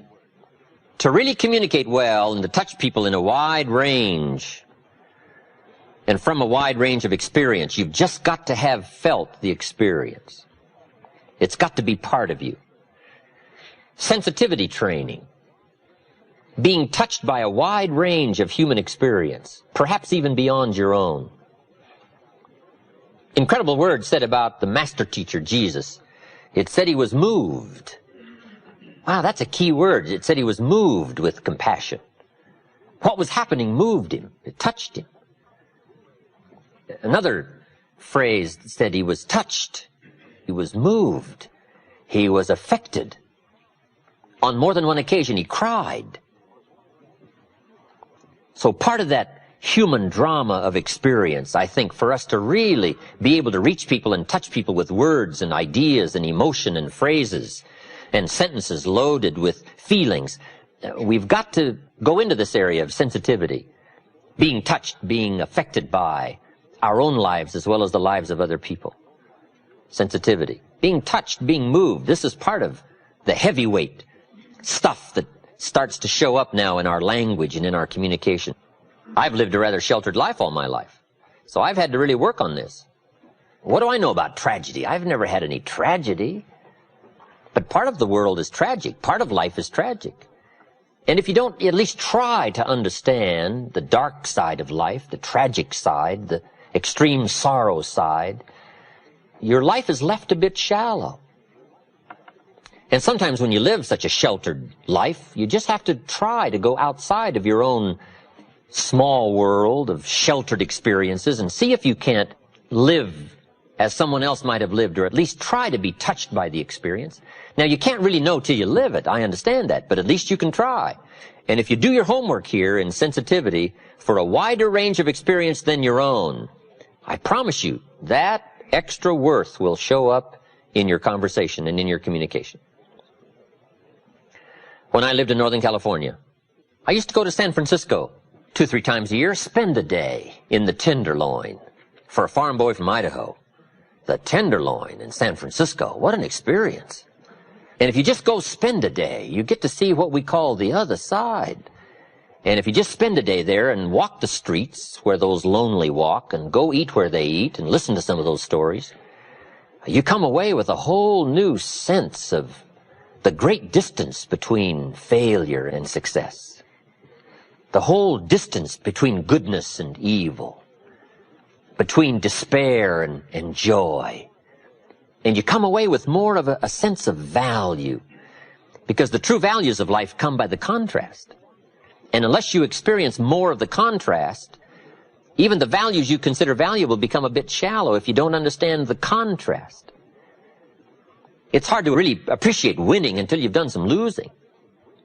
It's hard to appreciate success until you've done some failing. And if you've done some failing, success now becomes a much larger worth and value and commodity if you understand a bit of the other side. So part of this is just deliberately go where experiences beyond your own touch your life to get somewhat of an education as to the contrast of life and the differences. It'll educate your mind and educate your spirit. And sure enough, that extra worth will start showing up in your sentences and your words. They'll be weightier. They'll be heavier. They'll mean more when you talk to somebody. I met Frank, the bartender in the Tenderloin. Frank is a bartender in this sleazy little bar. You wouldn't believe this place. Frank sees more tragedy in a week than most people see in a lifetime, if you work in one of those places. I'm visiting Frank one day, and Frank and I are talking. Frank says, see that lady sitting over there on the bar stool? And I said, yes. He said, how old do you think she is? I said, she's 45. Frank says, she's 25. I said, wow. He said, that's Cookie. Her name is Cookie. He said, Cookie used to be a go-go dancer back in the go-go days. But then he said Cookie developed some kind of bone disease in her legs and her hips. And he said now she's had all kinds of operations with the bolts and the pins trying to hold her together, and says now she's a cripple and she can hardly walk, so her go-go days are over. And sure enough, Cookie was very crippled. Frank says Cookie also has a little boy 5 years old, and he's dying of leukemia. So he said Cookie comes several times a week, sits on that bar stool, and plays a little music to try to cheer up her life. And she usually drinks far too much, and gets wasted, and I have to call a taxi to come and take her home. Wow, I thought, Cookie, how come her life worked out like that and my life worked out like this? How come I get to travel around the world and Cookie finds it hard to even get home? That kind of exposure, that kind of sensitivity, that kind of study. Now, you can't really know it unless you live there. I understand that. But you can go a great deal into trying to understand a wider range of human experience. And if you will try to let those experiences touch you, let them affect you, let them educate you, let them give you a broader range of emotional wealth and worth, I'm telling you, that extra worth will start showing up in your language, in your words and in your sentences. And you'll be able to touch people that you couldn't touch before. You'll be able to reach people you couldn't reach before you had the experience. Your words will have more of a drawing than they had before just by going through some of these experiences. So I'm asking you to consider the word sensitivity and ask yourself, what could I do and what experiences could I make sure that I engage in that would give me a broader range of understanding of human suffering as well as human joy, of the dilemma as well as the confidence, of the joy as well as the sorrow, of the success as well as the failures of life, and try to gain an understanding in a broader sense, and let that have an effect on your future ability to touch and reach somebody else. Key word, sensitivity. Here's number 4, knowledge. Good communication starts with this laborious task of gathering knowledge. And I've got a parenthesis for you to make, working knowledge. Knowledge that you deliberately gather that will work for you in the future. This is why Shoaff taught me to keep these journals. He said, gather working knowledge. Knowledge that you go back over. Knowledge that you review. Ideas that you go back through one more time to see if you can't find the extra meaning, the extra depth, the extra worth, the extra value. Working knowledge. Your library, the books you read, the deliberate attempt to broaden your understanding. That's very important in bettering your communication skills. An ever-increasing amount of the refinement of intellect. That's so important, this working knowledge. We covered interest, we covered fascination, we covered sensitivity, and we covered knowledge. Now, I've said all this to support my number 1 point in good communications. Have something good to say. I was asked to give a talk, this has been many years ago now, to a service club. And I was trying to think of a good topic for my noon lecture. And I came up with this, the 4 ifs that make life worthwhile. And I thought it was something good to say. Let me just pass it along to you, in case somebody asks you to make a speech. Now, tell them where you got it, please. The 4 ifs that make life worthwhile. Life is worthwhile, number 1, if you learn. Life is worthwhile if you learn. Your own experience can be a great teacher. The last 3 years, you've probably been doing it right or been doing it wrong. Mr. Shoaff pointed out to me when I was 25, said, don't ignore the last 6 years. 6 years is a pretty good chunk of time to go over and evaluate and put it on the scales and say, it either weighs or it doesn't weigh. You're either on track or off track. Let's take a look at our own experience. Another big way to learn is from other people's experiences. Might as well gather up someone else's experiences. OPE, we call it, other people's experiences. If somebody went through something for 5 years and they wrote a book and you could read the book in 5 days, wouldn't that be an advantage? Well, yes, if you read the book. Now, this isn't easy stuff, right? This is not casual stuff. This is the extraordinary kind of learning and skills that's necessary, I think, to gain the high life treasures. But I think it's worth it all. Small price to pay for treasure. The extra reading, the extra commitment to the excellence of learning. Life is worthwhile if you learn. Number 2, life is worthwhile if you try. You got to try something with what you know. Can you win the next game that's set up? I don't know. How are we going to know? You got to try. How else are we going to know whether you can be a winner in the next game? I don't know. Just make a commitment to try. When the final book on you is written, let it show your wins and let it show your losses, but don't let it show you didn't play. How would you explain that? So you got to play, you got to try. See what you can do with your life. See what you can do with the next game. The key to life is to give it a try. I put the bar up 3 feet, ask the kids, who can jump 3 feet? I get a whole variety of response. I don't think so. I'm not sure. I don't know. Yes, I can. Say, well, how are we going to know? You've got to take a run at it. I don't know any other way. You've just got to take a run at it. Who knows if you can jump 3 feet till you try? Now, if you try and knock the bar down, does that mean you can't jump 3 feet? No! Let me give you the next clue. Try it again. Try it over. Try it another time. Try it another way. Try it with more speed. There's all kinds of ways to try. Number 3. Life is worthwhile if you stay. You got to learn to hang in there. You've got to learn to stay from spring till fall. Many people plant in the spring and leave in the summer. They're gone. First hot day. I thought, sure, John, it'd last a month. Where is he? I don't know. Somebody said, boo, and he quit. Where is he? I don't know. But see, to win, you got to learn to stay. Just because you're behind in the first quarter, you can't leave. You got to learn to stay and hang in there. Guy builds a foundation. And then he walks off, wanders away, and builds another foundation. He never stays and puts up the walls and puts on the roof. You got to learn to stay, hang in there. The last one. Life is worthwhile if you care. Caring is an important human value.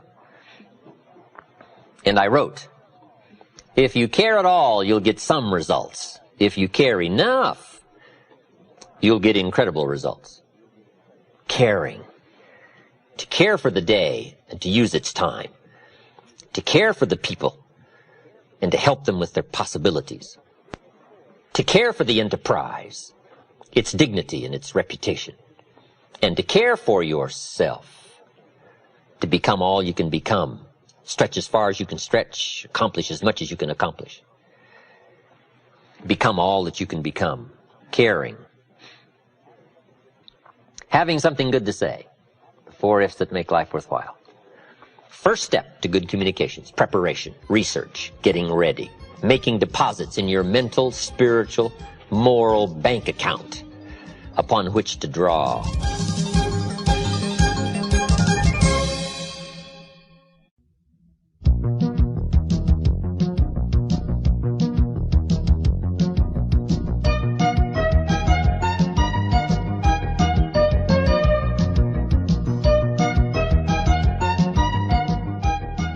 Here's the second step to achieve good communications. We have finally gotten to it.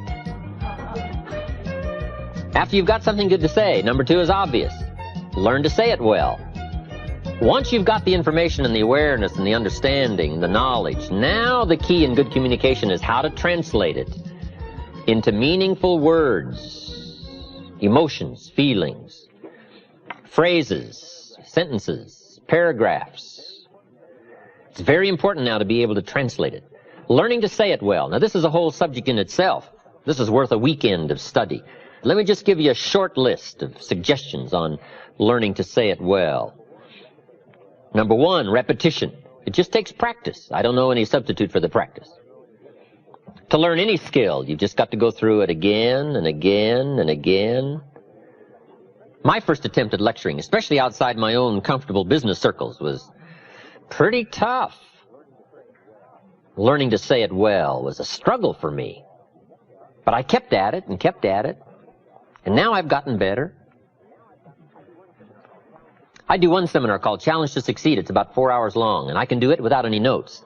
Every once in a while a person comes and says, you lectured this evening for 4 hours without any notes. How can you do that? I said, it's very simple. I've done it a few thousand times. We call that simplicity. You just do it over and over and often.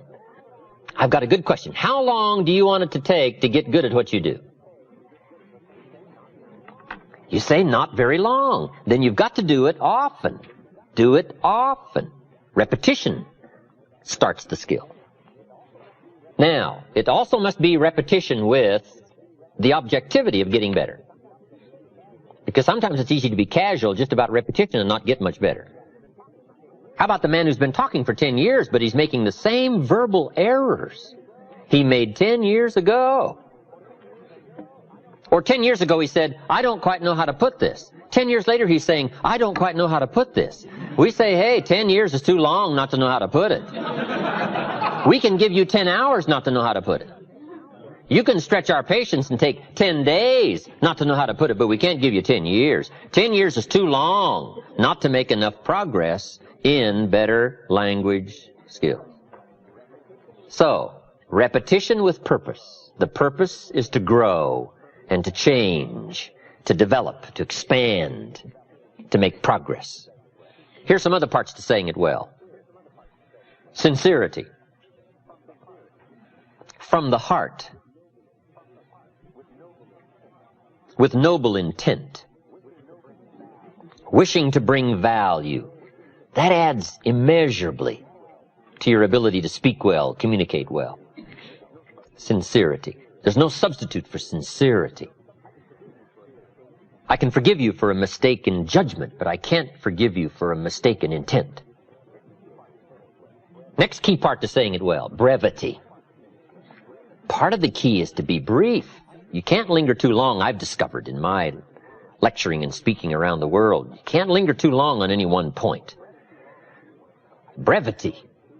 I used to tell stories too long. I get involved in a long story on and on. By the time I hit the punchline, people forgot how it started. Now it doesn't make sense. Too long. Here's why brevity is important. The human attention span is short. You haven't got long to get it said before you lose your audience. Now, the best practice I know of here is practice on the kids, because their attention span is really short. Right? Underline really. You talk to kids for 30 seconds. They say, how long is this going to take? Right? I mean, they're already bent out of shape, right? Looks like you're going to take forever to get to the point, get it said. Brevity. Jesus, master communicator, was probably the best. In selecting his team, he would look at somebody and say, follow me. That's brief. That's, right? That's short. Now, how could you be so brief and yet be so effective? I think probably because of all that he was that he didn't have to say. Sometimes we try to make up in words what we lack in self-confidence. So part of the key to being brief is personal development, personal growth, personal awareness, understanding self-worth. Now you can use the economy of words. And this is a good position to be in, that what you are adds so much weight to what you say that you don't have to say very much. But brevity is a good point on saying it well. Next is style. And there's all kinds of parts to style, from body language and gestures to facial expressions and eyes and emotion. But style is very important. Here's part of the clue. It's not just the matter you cover, it's the manner in which you cover the matter. Style is important to attract someone's attention, to emphasize the point. Now, I've got a couple of good points here on style. Be a student of style, but don't just copy someone's style. Make sure that the study of style becomes distinctly you. But it is also important to be a student of style. How people speak well, be a student of that. And then borrowing bits and pieces from people you admire and the way they can communicate. Then make sure that all of that blended into you becomes your own distinctive style. But style is very important. Now, there's a variety of styles. Ancient story tells us of John the Baptist had a unique style. He came out of the desert dressed in camel's hair, and his diet was grasshoppers and wild honey. And he screamed and yelled and thundered curses on the king and other people. That was his style. They came to see John, I'm sure, right? I'm sure the word was out. You got to come and see this guy. Not just what he said, but his style, I'm sure, was something to watch. So John had a unique style.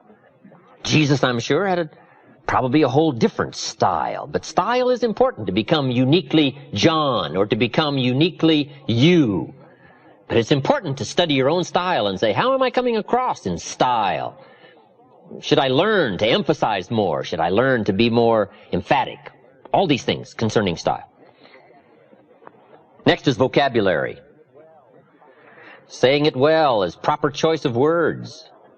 To build my early vocabulary, I used to put 3 or 4 words I didn't know on a card, put it up on the sun visor on my car. Back in those days, I traveled a lot by car. Sure enough, by the end of the day, I'd mastered 2 or 3 words. Vocabulary. Some of my friends took a survey among prisoners in New England several years ago. They made a very important discovery, some rehabilitation program they were working on. But here's the discovery they made. There's definitely a relationship between vocabulary and behavior. The more limited the vocabulary, the more tendency to poor behavior. Isn't that amazing? That vocabulary would affect behavior? Now, if you think about it for a while, it makes sense. Here's why. Vocabulary is a way of seeing. One reason for vocabulary is to interpret what we see, to interpret what we hear. The vocabulary of the mind grapples with the words and the images that come to our mind.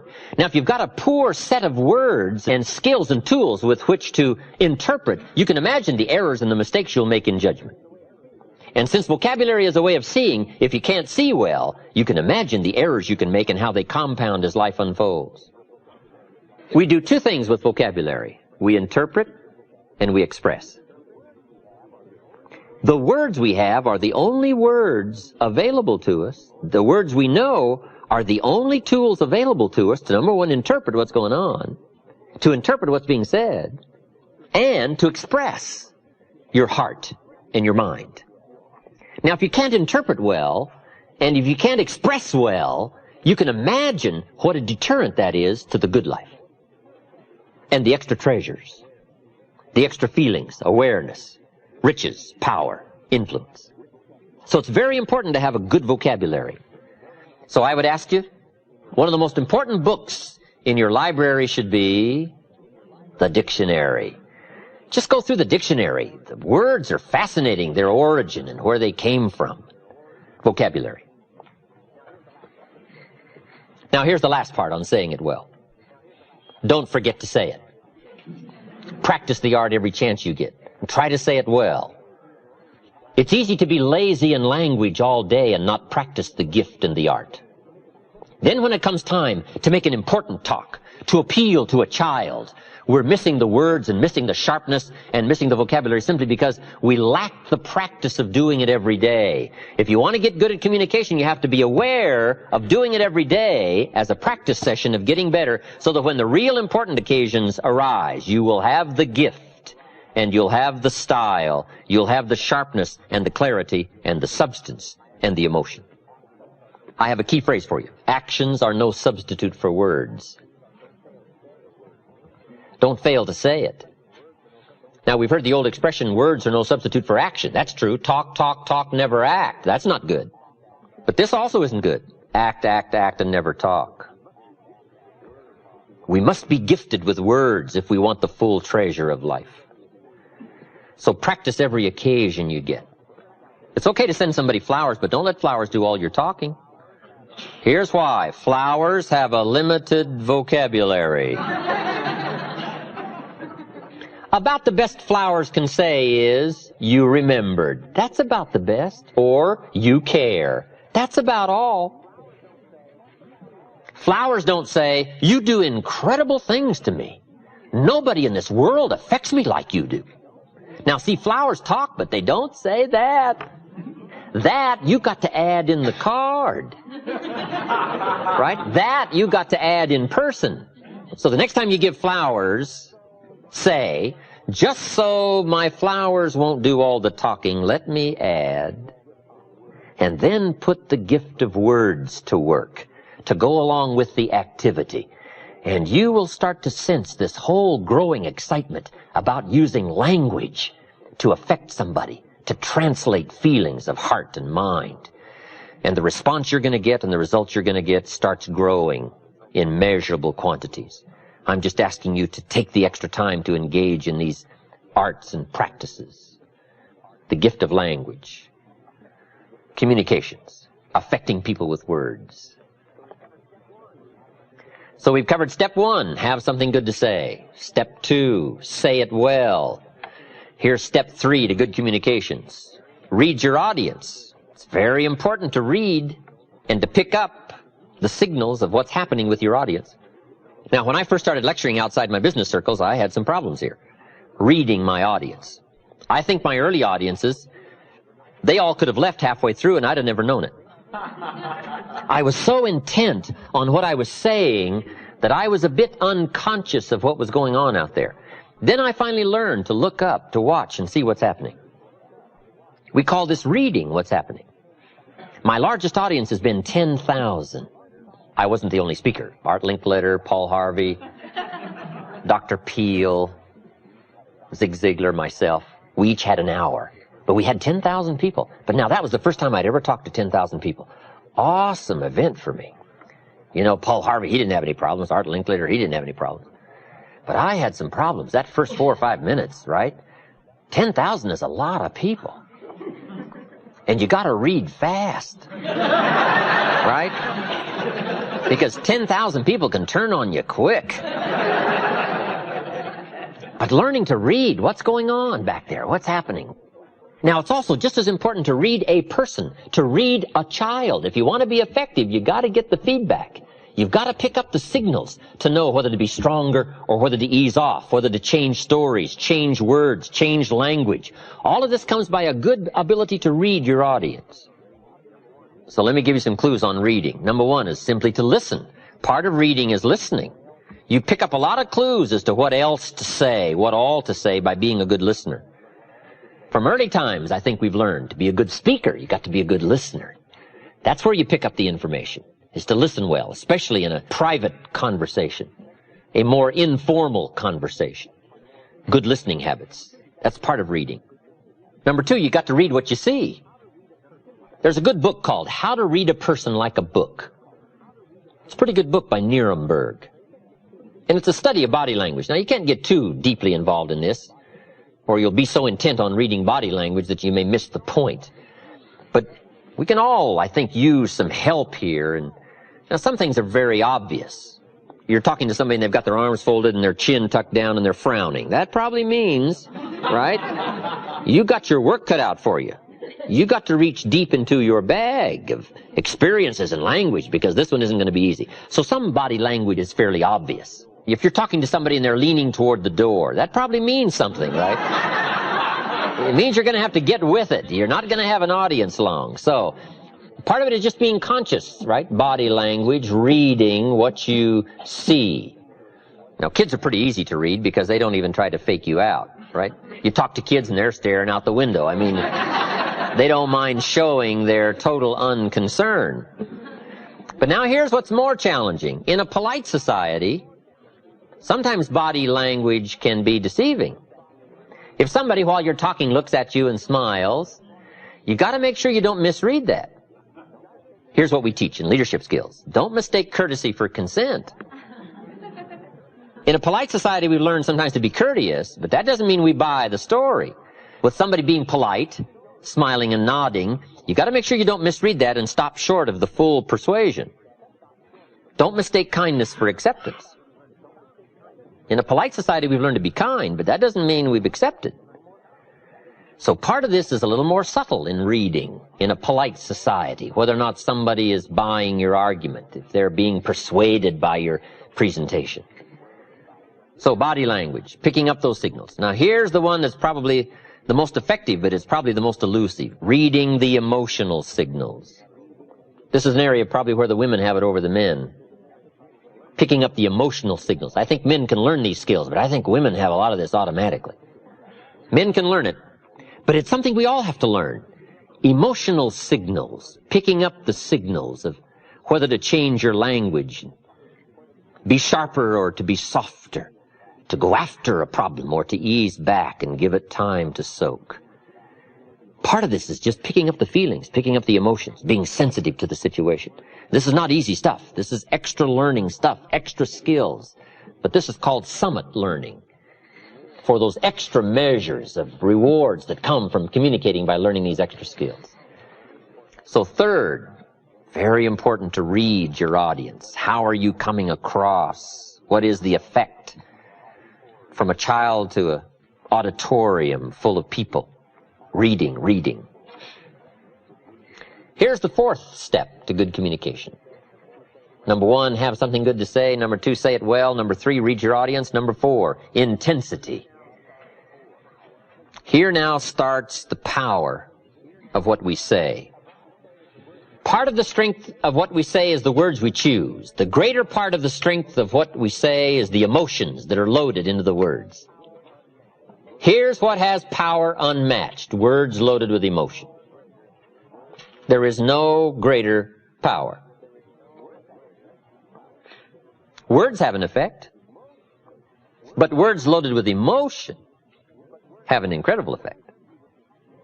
My words may reach you, but if I can't touch you with my spirit, if I can't touch you with my emotions, my feelings, my beliefs, then I probably haven't affected you very much. We might describe words like a little straight pin, right? Guy buys a shirt, it's got all these little pins in it, right? If I took one of those little straight pins and I threw it at you, and it hit you in the face or the hand, you'd probably feel it, this little straight pin. That means I got you with my words. But what if I took that little straight pin and wired it to the end of an iron bar? And I let you have it with that. See, I can drive the pin through your heart. Now, the reason I can do that is because the pin is the words, but the iron bar is the emotions, the feelings, the belief, the commitment.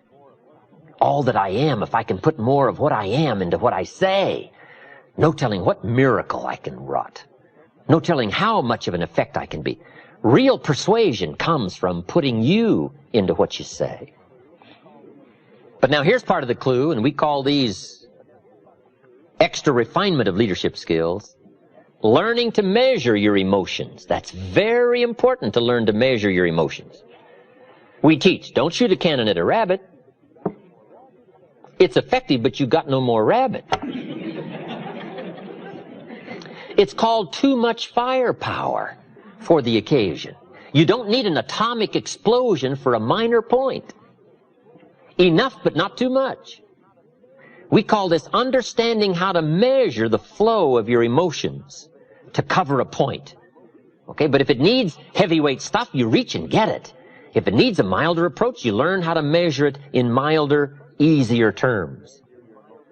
But it's very important to measure your emotions, your feelings. Now, what do we mean by intensity and emotions? Here it is. All of your experiences and how they've affected you. That's the sum total of your emotional content. Where you've been and what you've heard and what you've seen and who you've met and this whole panorama of life experiences for you up until now and how you felt about all that. That we call the sum total of your emotions. Now, the key is to learn how to measure all that and put it in effective amounts into the words you choose. So here's the key to effective communications. Well-chosen words loaded with well-measured emotions. In the gift of a performance of an actor or an actress, the splendid performance comes from knowing with skill how to use language and how to use emotions. When the time calls for it, emotions kept close to the surface, put into well-chosen words, can make the most dramatic effect on somebody's mind and somebody's heart. You can't believe the extent of your reach if you will engage in some of these communication skills.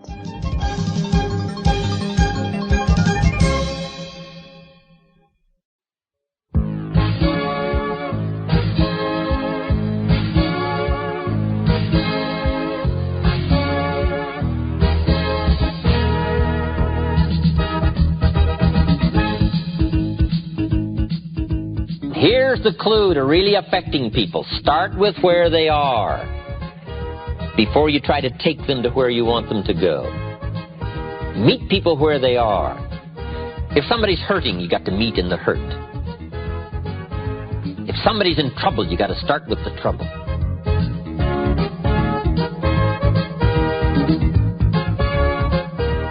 Here's some more pieces to the communication challenge. Number 1, identification. Learning to identify.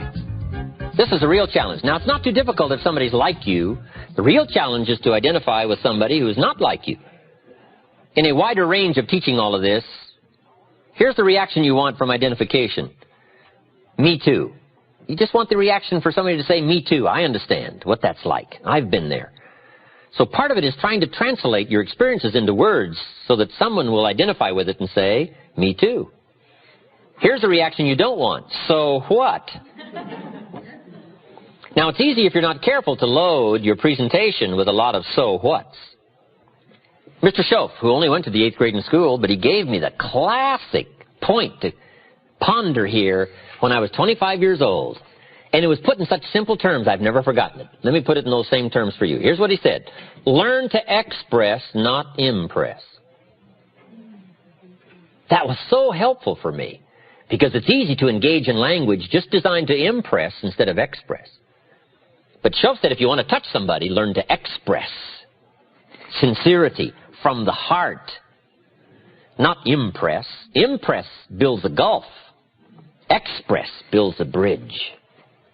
Identification. This is a whole wide subject in itself. The identification question is, what will make me real to my audience? What will make me real to the child? Identification is building a bridge. If you're meeting somebody for the first time, it's simply getting acquainted. Building a bridge, making contact. Here's one of the clues. Find something you have in common. That's where you start, something you have in common. At our ranch up at Clear Lake, when we have seminars, everybody gets acquainted real easy. And one of the reasons is because almost everybody gets lost trying to find it. Right? What a great way, right? Did you get as lost as I did trying to find this place? Right? Somebody says, yeah, was that you up there taking the wrong turn? I thought that was you. What a great way to get acquainted. We've just had an experience recently that's been similar, like getting lost. So identification is finding something in common. Here's the clue to really affecting people. Start with where they are before you try to take them to where you want them to go. Meet people where they are. If somebody's hurting, you got to meet in the hurt. If somebody's in trouble, you got to start with the trouble. One of the greatest communicators of all time, Paul, apostle of early Christian history, didn't have any problem talking to sinners because he claimed to be chief sinner. Wow, what an identification point. Do you think sinners would listen to chief sinner? Of course. He said, tell me about being a sinner. I'm number one sinner. Got the plaque on the wall. What a way to begin, right, if he's talking to sinners. The key is to start where somebody is. If they're in trouble, you got to start with trouble. You can't talk success if somebody's in trouble. You got to start, first of all, talking trouble. Now, if you've never been in trouble, you got a problem. So, I suggest here that you get in a little trouble. So you know how to talk trouble. Right? Get arrested for something.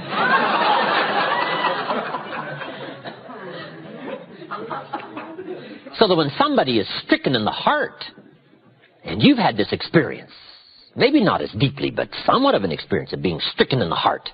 When you meet somebody and you're trying to help them, you can talk about being stricken in the heart, and it'll have substance, it'll have meaning, it'll have depth. And you start there, and then start building the bridge and start building the path towards solving the problem. Identification. How do you identify with a child? It's tough. What if the adult is 40 and the child is 12? We call that a long bridge. How do you bridge the gap between 40 and 12? It isn't easy. In fact, we used to call it the generation gap. And how do you manage the skills that builds the bridge over the generation gap? Well, there's some answers here. Here's number one. Remember when you were 12. You've just got to have the skill to go back. This is what an actor does. They go back. They rehearse the early hurts and emotions, the trauma and the drama of the sum total of their life back in the early years. You just got to go back through all that and let it affect you one more time. Let it wash over you one more time. Let it rekindle one more time. You say, well, it may be painful. That's true, but you got to go back through these pains in order to reach some people that are in pain. So part of it is to remember when you were 12. I don't have much problem with 12-year-olds because I remember almost every day of being 12. 12 is a fascinating year. One of the challenges of being 12 is you're not 13. If I heard it once, I heard it 100 times when I was 12. You're only 12. As if that was some awful place to be. Right? The teenagers would say, of course you can't go. You're only 12. I thought, wow, I can't wait to be rid of 12 and become a teenager. So, pretty frustrating. You just got to go back and remember that. If you want to reach somebody 12, you just got to remember 12. Did you ever get chosen last when you were a kid? That's an awesome experience. They're choosing up sides. I'll take you, I'll take you, I'll take you. And then you're last and you're standing there. And the next leader says, well, I guess I'll have to take you. Right? Wow, what an awesome experience. But you just got to go back and relive that. And let it smite you one more time. Let it hit you and let it hurt you. Because, see, to really affect people, you got to be moved. And you've got to be touched.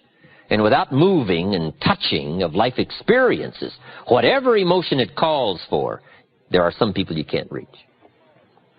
Here's another key way to reach the kids. Read all their books. Here's what it's called. Do your homework. Lack of homework shows in the marketplace. Lack of homework shows at home.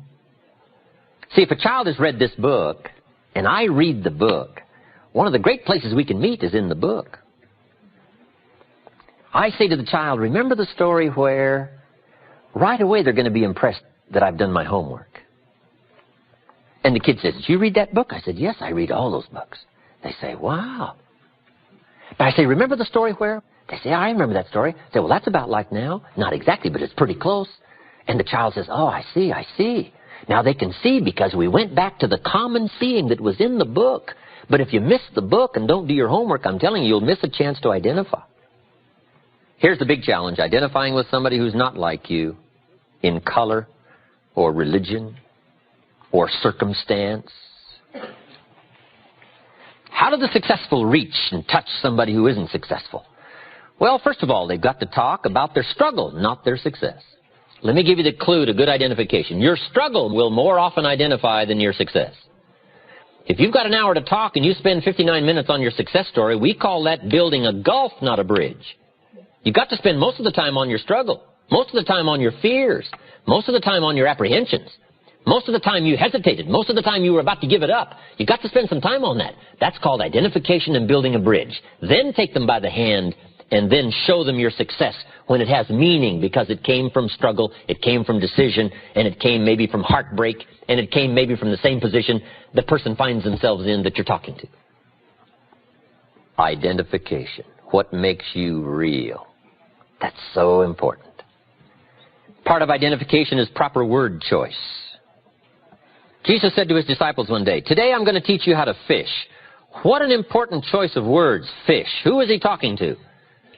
Fishermen. We call that brilliant. He didn't say, I'm going to teach you how to recruit. No, what do they know from recruit? These fishermen don't know recruit. And if you keep insisting on saying recruit to fishermen, we call you naive. You got to change your vocabulary. He said, I now wish to teach you how to become fishermen. Now, see, they understood that language. He said winning people is a lot like fishing. Now, see, they understood that story. If it's like fishing, we can figure it out. Here's the next clue to identification. Beware of using inside lingo on the outside world.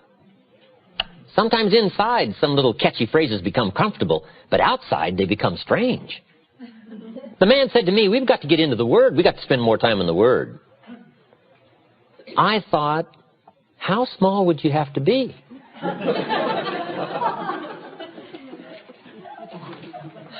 Now, what I found out later he meant was, we should read the Bible more. Now, see, that would have made sense to me. Right?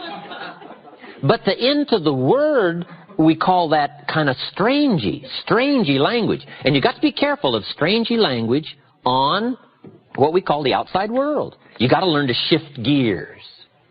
The lady said to me, I've learned how to handle my space. She said, how are you doing with your space? I thought, space? What's the space? Now, I found out later she'd been to the space seminars. And she'd learned the kind of spacey language, space. But see, you got to be careful. You talk space to a lot of people, and they go back like this. Say, space. What's this space? Right? Now, the people that have been through the space seminars can understand the spacey language. But if somebody hasn't, you got to learn what we call shift gears into an appropriate word choice depending on your audience. It's called the gift of language in a variety of awareness to learn how to choose the right words and the right phrases depending on who you're talking to. We call this awareness. We call this being non-lazy.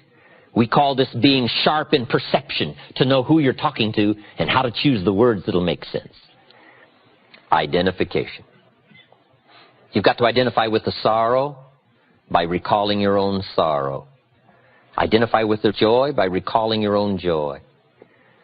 Identify with the difficulty by rehearsing your own difficulty. Here's one of the best clues in learning to better identify. Go back over your own life and make a study of your own life, your circumstances, your feelings, your awareness.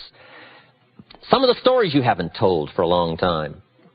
Some of the experiences you've had. Now, sometimes when you've freshly come from an experience, it isn't that easy to translate it and it isn't that easy to talk about it. But as the time passes and you can take a more thoughtful approach to your experiences, the key is not to lose the intensity of it, but to become more educated in using the intensity of your experiences to weave into the next conversation. And by the gift of language and emotion, touch somebody's life, reach somebody, affect somebody, persuade somebody. Identification. Very important subject. Here's the next part of a good presentation. It's what we call logic and reason. If you're trying to persuade a child, talk to a child, or talk to an audience, or if you're trying to talk to a customer, part of any presentation is the logical part, the facts and the figures, and the numbers and the dimensions. And we won't linger too long here because here's my point on logic and reason. It's got to be brief. We need some facts, but only enough facts to start the decision-making process. You got to beware not to cover too many facts. I'm sure we've all heard the expression, it's possible to talk somebody into buying, keep on talking, talk them out of buying. Here's where this problem usually occurs. Even if it's a child, you can talk a child into deciding, and then you keep on talking, and then they undecide. We talk past. Too much logic, too much reason. We need just enough logic and reason so that it starts to make sense, not so that you understand it all. If you walk into the new car showroom and express an interest in an automobile, salesman comes along and says, "Let me tell you about this car." You say, "Okay." He says, "Follow me." And he takes you out back into the shop. And he opens up the shop manual on the car and says, "Let's start with the left front wheel." Right away, you would say, "Hold it, hold it." He says, "This is going to take a long time. We've got 1,000 facts here to go through." You'd say, "Hold it, hold it. You don't need 1,000 facts to decide about this automobile. How many facts do you need?" About a half dozen.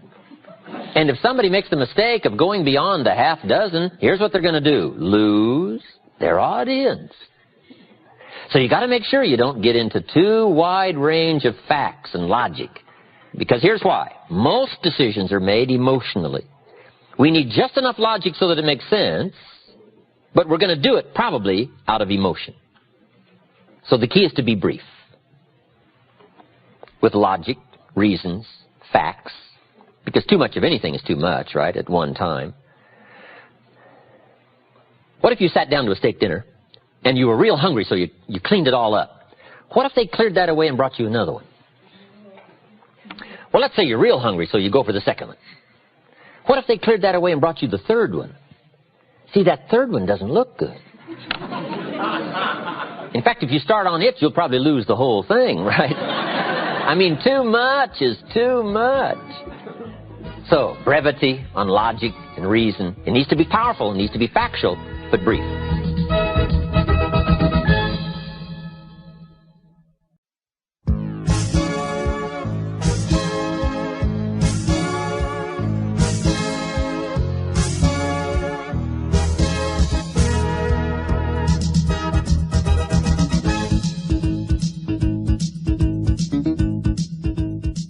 Number 3, learning to attack the problems. It's so important to mount a precise attack on the problems. Because one of the best ways to help somebody in communication is learn to attack the problem, to attack what's wrong. But here's the refinement of the skill that leaders must have: to attack the problem but not the person. We also express this particular part called attack and confess. One of the best ways to attack something is to confess you've had the problem. Use yourself as example one. Then use some others we call third party. Let me tell you about Mary. If Mary was here, she would confess, but she isn't here, so I'll confess for her. She put it off. She had the problem. And if she was here, she might even try to persuade you with tears. Right? We call that third party. But one of the best is to use party one, called you, to attack the problems. Now, what are some of the things that need to be attacked? Let me just give you some examples. It's a pretty long list, but we'll have to just be sufficiently satisfied with a few, and you can continue these studies on your own. Procrastination. That's a good one, front and center. We've got to attack procrastination because it's so insidious. It eats up such large chunks of your life and leaves you in a small corner. Putting it off. Delaying. Letting it slide. Now, I'm one of the best to attack procrastination because I confess to being one of the all-time great procrastinators. I've done a lot of things, but I've put a lot of things off. Procrastination. I am so good, I could teach it. Procrastination. I can show you how to do it so it don't show. I mean, I'm so good. I'm so good. But I also know the pain of procrastination. I also know the regret that comes from procrastination. I can also show you pieces of my life missing, never to be repaired, because I let it slide. Now see, if we all studied our own lives, and we're trying to help somebody with this insidious disease of procrastination and putting it off, front and center, we use ourselves as best example, because you feel the strongest about your own experiences and your own emotions. Do you think you could help somebody with procrastination? Developing this skill of going back, rehearsing your own life, and coming up with the essence of the emotion and the experience to try to illustrate to somebody how insidious it can become and how devastating it can leave your life and what'll be missing if you let it slide. That's what we call learning to attack the problem. Now, underline the word attack. It's very important to go after the insidious. The great leader of the Christians says, "The things I once hated I now love. The things I once loved I now hate." It's so important to incorporate both love and hate in the same conversation. Now, let me give you the dilemma. This stuff isn't easy. It's so easy to be careless with words and get the wrong reaction. What if you meant to say, "What's troubling you?" and instead you said, "What's wrong with you?" Can you imagine the difference? Just the mistake of one small word means all the difference in the world in the kind of reaction that you get. But here's the dilemma. To attack the problem but not the person. God's got the same dilemma. God says, "I love you, but I hate your sinful ways." Now see, that's a challenge, to show somebody that you love them but you hate. How do you put love and hate in the same sentence? I'm telling you, it is essential to show your contempt for the problem and your concern for the value. These are not easy skills. You don't walk these summits of intellectual thought and word choice and emotional content and precision. You don't learn these overnight. But your commitment to excellence in communications can make all the difference in the world in how your economic and social and personal world works out. And here's part of the challenge. God says, "I love you, but I hate your sinful ways." Now, since me and my sinful ways are bound up so close together, I tend to take that personal. And God has to say, "No, no, no, let me make it clear one more time. I love you, but I hate your sinful ways." See, we've got to make that clear. You got to make it clear to your children. I love you, but I hate what you're doing and what it's doing to you. So you got to learn to put love and hate in the same sentence and to make the insidious as devastating and as ominous as it should be, and make the opportunity as bright as it can be. But we've got to learn to paint by language and by emotions how much we hate the wrong in order to develop the good. And this is some stuff you can't be mild with. See, you can't take the mild approach to the weeds in your garden.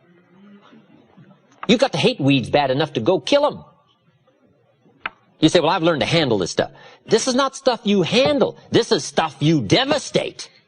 This is stuff you've got to kill. If something is going after some treasure and some value, you've got to go after it with a high, hateful attempt by word, by language, by emotions, whatever is necessary to get the job done to illustrate the evil and the possibility of good. Now, these are not easy skills. But if you want to extend your reach, in my opinion, you just have to engage in the confrontation. It's where the values are. Let me give you a good philosophical phrase. All values must be won by contest. All values must be won by contest. And after they've been won, they must be defended. You say, wow, you've put a pretty heavy task on us. That's what life is all about, a pretty heavy challenge. We don't give large trophies for small effort.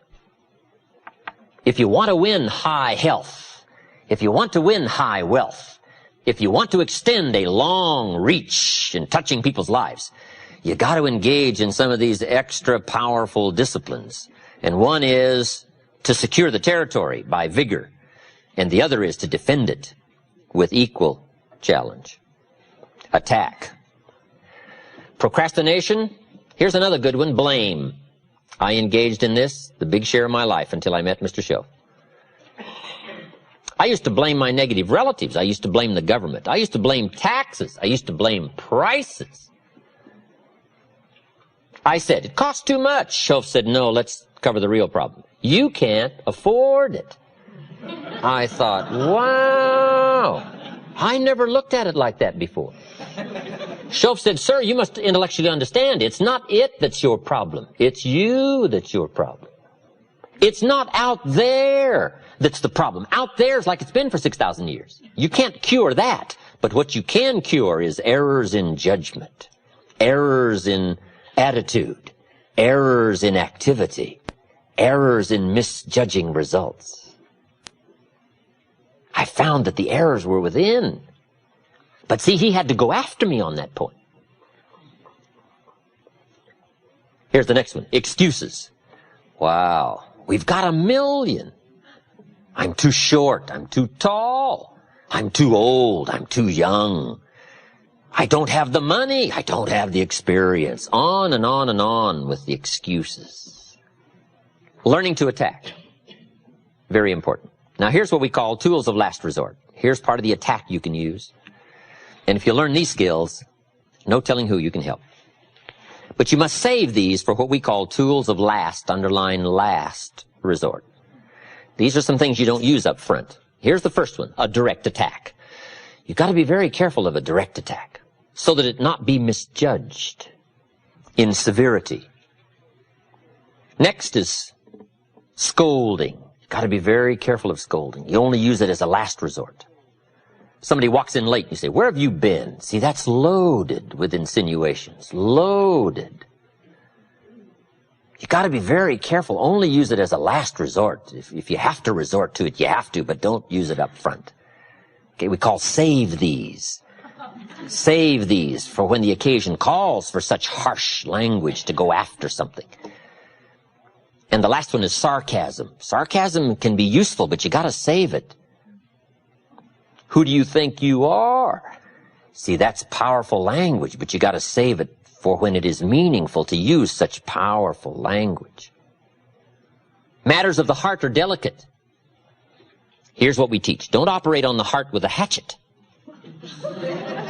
When you use these tools, you got to be very careful to save the value and go after the problem. Now let me give you the real clue. The more you care, the stronger you can be. People don't mind you using strong language about insidious things. They don't mind you becoming sharp, powerful. As long as you care, and the more you care, the stronger you can be. I don't mind a minister consigning my soul to hellfire for my sinful ways. I don't mind that, as long as he does it with tears and not with joy. But wouldn't we all resist a dry-eyed sermon on hellfire? You can't preach hellfire without your heart breaking. You got to sob your way through a sermon on hellfire. Or we all would resist a dry-eyed attempt to preach on hellfire. Why? A simple, obvious lack of really caring. And there are some subjects you cannot even deal with unless your heart breaks and unless visibly it shows by the emotional content that you really care. Now you can deal harshly with some powerful, important problems. Tools of last resort. Attacking the problems, but not the person. Just by way of review, we've been covering the major parts in a presentation, whether it's to a child or a business audience or a sales situation. All of us have the opportunity to affect somebody with words. And we talked about making the presentation that comes in 4 parts. Number 1, identification. Learning how to relate to somebody else, which is pretty easy if somebody's like you, pretty difficult if somebody's not like you. There's a difference in color, a difference in religion, a difference in age, a difference in experience, background. It gets a little more complicated, but it can be mastered. And all you have to do is refine these skills to have a longer reach, economically, socially, personally. Deal in subjects that make you real. Tell your story with authority. Next is the logic and reason part. Not too many facts. There's probably about 1,000 facts about an automobile, but you don't need them all to make a decision. About a half a dozen will do. And if you stretch it beyond the half dozen, it's pretty easy to lose your audience. So, brief on logic and reason. Number 3 was learning to attack the problems, but not the person. Number 4, in making the presentation, solution. So we've got identification, logic, attacking the problems, and offering solution. This is what we call solutions. Painting results in advance. This is an exciting part about the human experience, the ability to paint results in advance. We call it borrowing from the future. One of the reasons for living is to borrow from the future. If you can't see the future, it makes today pretty desperate. If you can't see the future, it makes your steps uncertain. Why bother to learn the skills and pay the price and go through all of the calisthenics and all of the trials of learning and growing and changing if you can't see the future? If there is no future, if there is no promise. So this is one of our great challenges, to do 2 things. 1, paint for ourselves the future, results in advance, borrowing from the future. But when you stop to think about it, that is a tremendous, unique experience, being able to borrow from the future, bring it to the present, and use it as an incentive to go get the job done, to learn the skills and put those skills to work. So painting results in advance, whether it's money results, whether it's position results, possibilities, opportunities, putting the person you're talking to in the future position, I can see you now, solutions. And it can be very powerful. Very powerful. What makes the farmer work all spring and toil all summer? His vision of the harvest. If he couldn't see the harvest, he wouldn't put the plow in the ground. If he couldn't visualize the opportunity, the chance to cash in and to turn wheat into money and money into lifestyle, if you couldn't see all of this, why would you put the plow to the soil? And the answer is, of course, why? If you can't see, why labor? And if the promise isn't clear, why put out the effort? So one of the ways to get people to respond, to put out the effort, to read the books, make the decisions, whatever it is you want them to do, part of the key is to offer the solution and be able to paint it in no uncertain terms. Jesus said to his disciples one day, if you'll stick with me and plant the roots deep in our Christian ideology, this philosophy, he said, if you will walk the streets, if you'll pour your heart and soul into this enterprise, if you will touch every human you can touch, if you'll cross the oceans, if you will fling yourself on the known world, and it isn't going to be easy, spreading the idea, spreading what we've been going through the last 3.5 years. He said it isn't going to be an easy task, but he said, I promise you, after you have finished this rather difficult task of putting all of your energy, time, and effort into the enterprise, he said, I promise you, when it's finished, in my Father's house are many mansions. Wow. See, that's clever. He put the mansion shot on them. No wonder they walk the streets. All you have to do is read the book of the activities. And they crossed the oceans, they walked the streets, they touched every human they could touch. They put every ounce of energy and mind and soul and spirit into this philosophy. And they did it right up until the time they forfeited their life, most of them, for the opportunity. No wonder it's lasted for 2,000 years. But the enterprise also had the promise. And wouldn't you put out some effort if somebody that was credible told you about such a unique promise? And the answer is, of course. All we have to do is to see the promise clearly enough, and we will do some amazing things.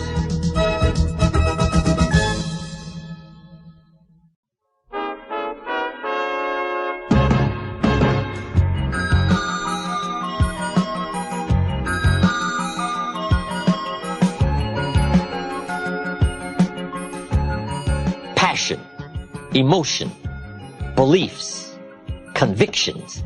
If you can learn to articulate those well, if you'll learn to let that flow, not just from the surface, but from down deep, from a lifetime of experience, if you'll draw from all of those feelings and commitments and awareness, even with some misgivings, even with not knowing it all, even with a sense of humility, but it's that flow of emotion that finally now seals the point in the final art of persuasion.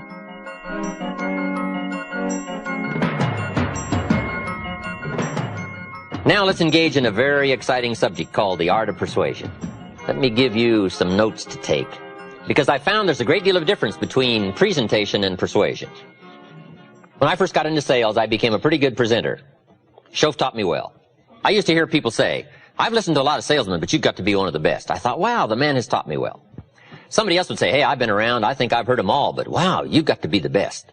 You're one of the greatest salesmen I've ever heard. And I thought, wow, I've learned this stuff pretty quickly. Then one day the awful truth dawned on me. I thought, hey, wait a minute. Something's wrong here. If I'm one of the world's all-time great salesmen, how come they ain't buying? Wow. It started to dawn on me that I had an additional skill to learn. I got very good at presentation. I had yet to get good at persuasion. There were two great orators of antiquity. One was Demosthenes. He was a Greek. The other was Cicero. Cicero was a Roman. And they were both great speakers. But it was said of Cicero, when he spoke, everybody said, what a great speech. It was said of Demosthenes, when he spoke, everybody said, let us march. And that's the difference between presentation and persuasion. I'm asking you to learn this additional skill. We call you a good persuader if now the results start to follow. If something starts to happen, if people decide, if they actually do something about your presentation, if they do something about your appeal, if something happens, now we know you have truly become what we call a persuader. So let's talk about the art of persuasion and what all it entails. Let me give it to you. Here's number one. Be a good storyteller. If you're involved in a company that deals in numbers and business and products and volume of business, make sure you translate all the business into stories. Sometimes it's easy to say, we did $10 million in business last month. And then we forget the stories that are involved in that 10 million. So here's what I'm asking you to do. Become story conscious as well as figure conscious. How many stories does $10 million represent? And if you're only interested in the numbers and not the stories, you'll be limited in your future skills of communication. Try to translate activity and business and volume and money and numbers into people's lives and stories and who all is involved in the transactions. Okay? Now here's another key. Become your own best storyteller. Learn to tell your own story. Whether it's identification, logic, solutions. Be a student of your own life.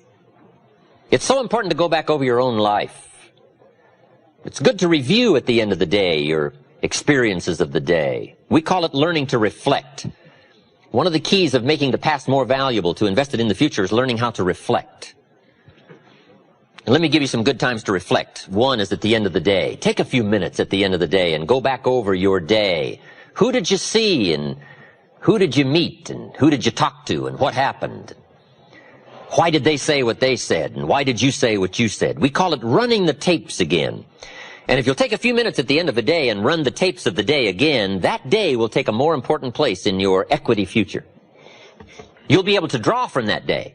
But if you casually go through the day, and then if you casually miss the opportunity to lock that day into your consciousness, sure enough, at some future time when you could have drawn from that experience, it won't be available. Here's how to lock in your past and make it more of an equity.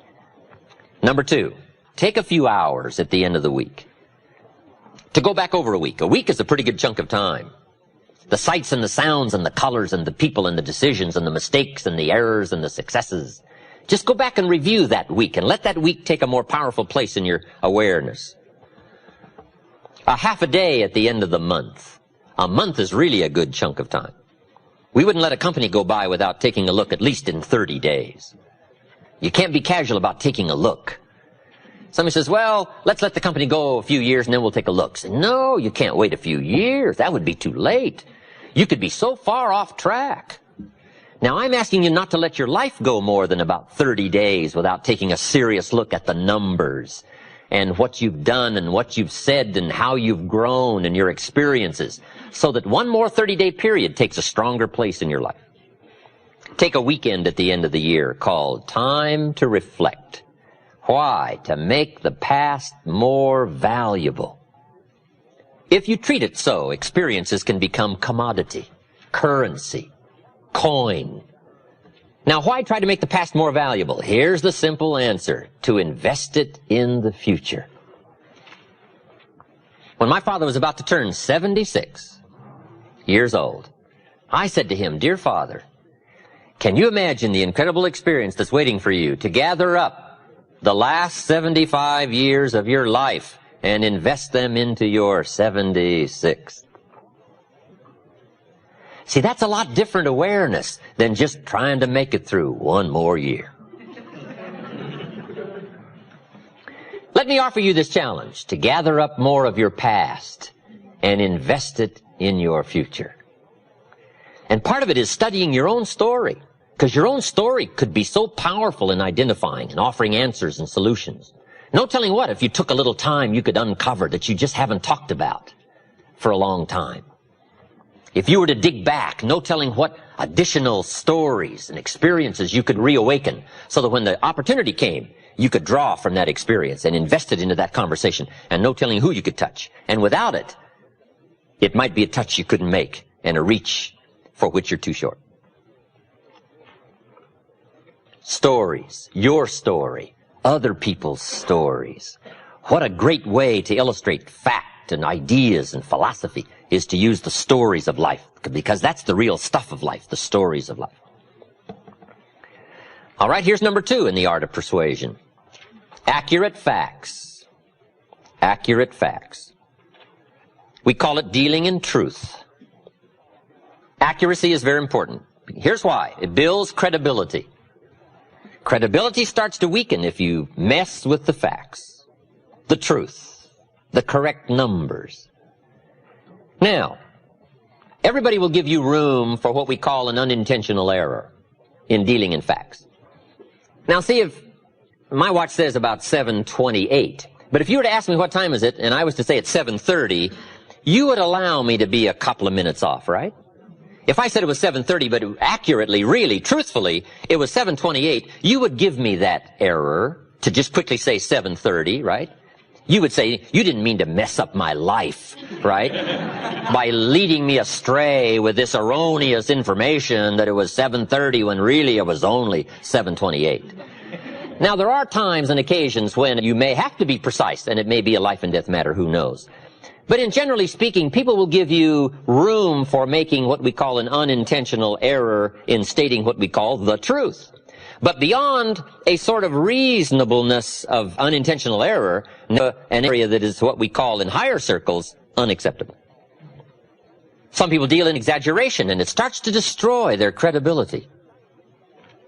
If you're giving testimony in a trial, and you're on the witness stand, if they catch you in one lie, Guess what they do with the rest of your testimony? They throw it all away. Why? You have destroyed your credibility. The guy says, well, no, I only lied just that one time. Well, how are we going to believe that? All it takes is one to now weaken your whole testimony, right? So here's part of the key in the art of persuasion. Dealing in truth. Dealing in fact. Here's what we call true sophistication. A total absence of exaggeration. Why? It's unnecessary to the sophisticated. Here's what we call exaggeration. The childish attempt to make up for lack of self-worth. If you don't feel adequate, more often than not you tend to deal in exaggerations, to make up in numbers what you may lack in character, or what you lack in substance, or what you lack in confidence. But if you start building character and confidence and precision of thinking and decision making, and you have a sense of growing worth and value, you don't mind dealing in absolute truth and accuracy, because that's what counts. Here's the next key. Better understated than overstated. I have a book called Seasons of Life, and it's got my picture in it. And it isn't the best picture. You know, the book came out about 3 years ago. I published it myself. Every once in a while somebody says, Mr. Rohn, this picture of you in this book, Seasons of Life, is not the greatest picture of you. I said, I know, that's why it's in there. So that when I show up, I'll look better than the picture. Right, a lot of people use these glamour Hollywood shots, right? And when they show up in person, they look a little used around the edges, right? I'd rather have people surprised on the upside than surprised on the disappointing side. If you're working with people, let me give you one of the greatest clues I've learned. When you're working with people, let them find out it was more than you promised, and let them find out it was easier than you said. Later, you always want people to be surprised that it's more than you promised, and it's easier than you said. Key here, learn to trust the truth. If the truth isn't enough, then all you have to do is become stronger yourself in presenting the truth. All right, number one was stories. Number two, accuracy, facts, telling the truth. Sometimes you never know who's going to be around to check the accuracy of your stories. In one of my sessions on the weekend, in our leadership series, I was talking about a murder trial I attended many, many years ago in Houston, Texas. And I was describing this murder trial and the scene, and the lawyer who turned down the case. Then they hired another lawyer to defend this black man who had killed a bus driver. And I'm going through this whole scene. And somebody told me it was going to be quite a dramatic trial and I should go. And I happened to be in the area, so I went to this murder trial. I was there every day. And the lawyer was so brilliant. This black lawyer from Dallas was so brilliant. I was swept away by his language and his style and his uniqueness. He had the whole courtroom mesmerized. So I'm telling this whole story for some illustration I was using. And then I finished the story and I started moving on, and it was, getting close to having a break in the seminar. And when I finished the story, a lady stood up. I had a class of about 40, 50 people. She stands up. She said, Mr. Rohn, could I say something? And I thought we'd been going quite a while, and she just wanted to stand up and leave and excuse herself. And she said, could I say something? And I said, well, yes. And she looked a little sort of shaken. I said, yes, of course. She turned around to the group and she said, ladies and gentlemen, I've just had a unique experience. She said, this story that Mr. Rohn told you about this murder trial down in Houston, Texas, some 15 years ago. She said, I want you to know the experience I've had in listening to the story has been unique because I was there. She said, the attorney that turned down the case, a pretty famous attorney, she said, he happened to be my boss. I was his legal secretary. I also sat in that courtroom. I want you to know, Mr. Rohn has described to you exactly what happened. And I thought, wow.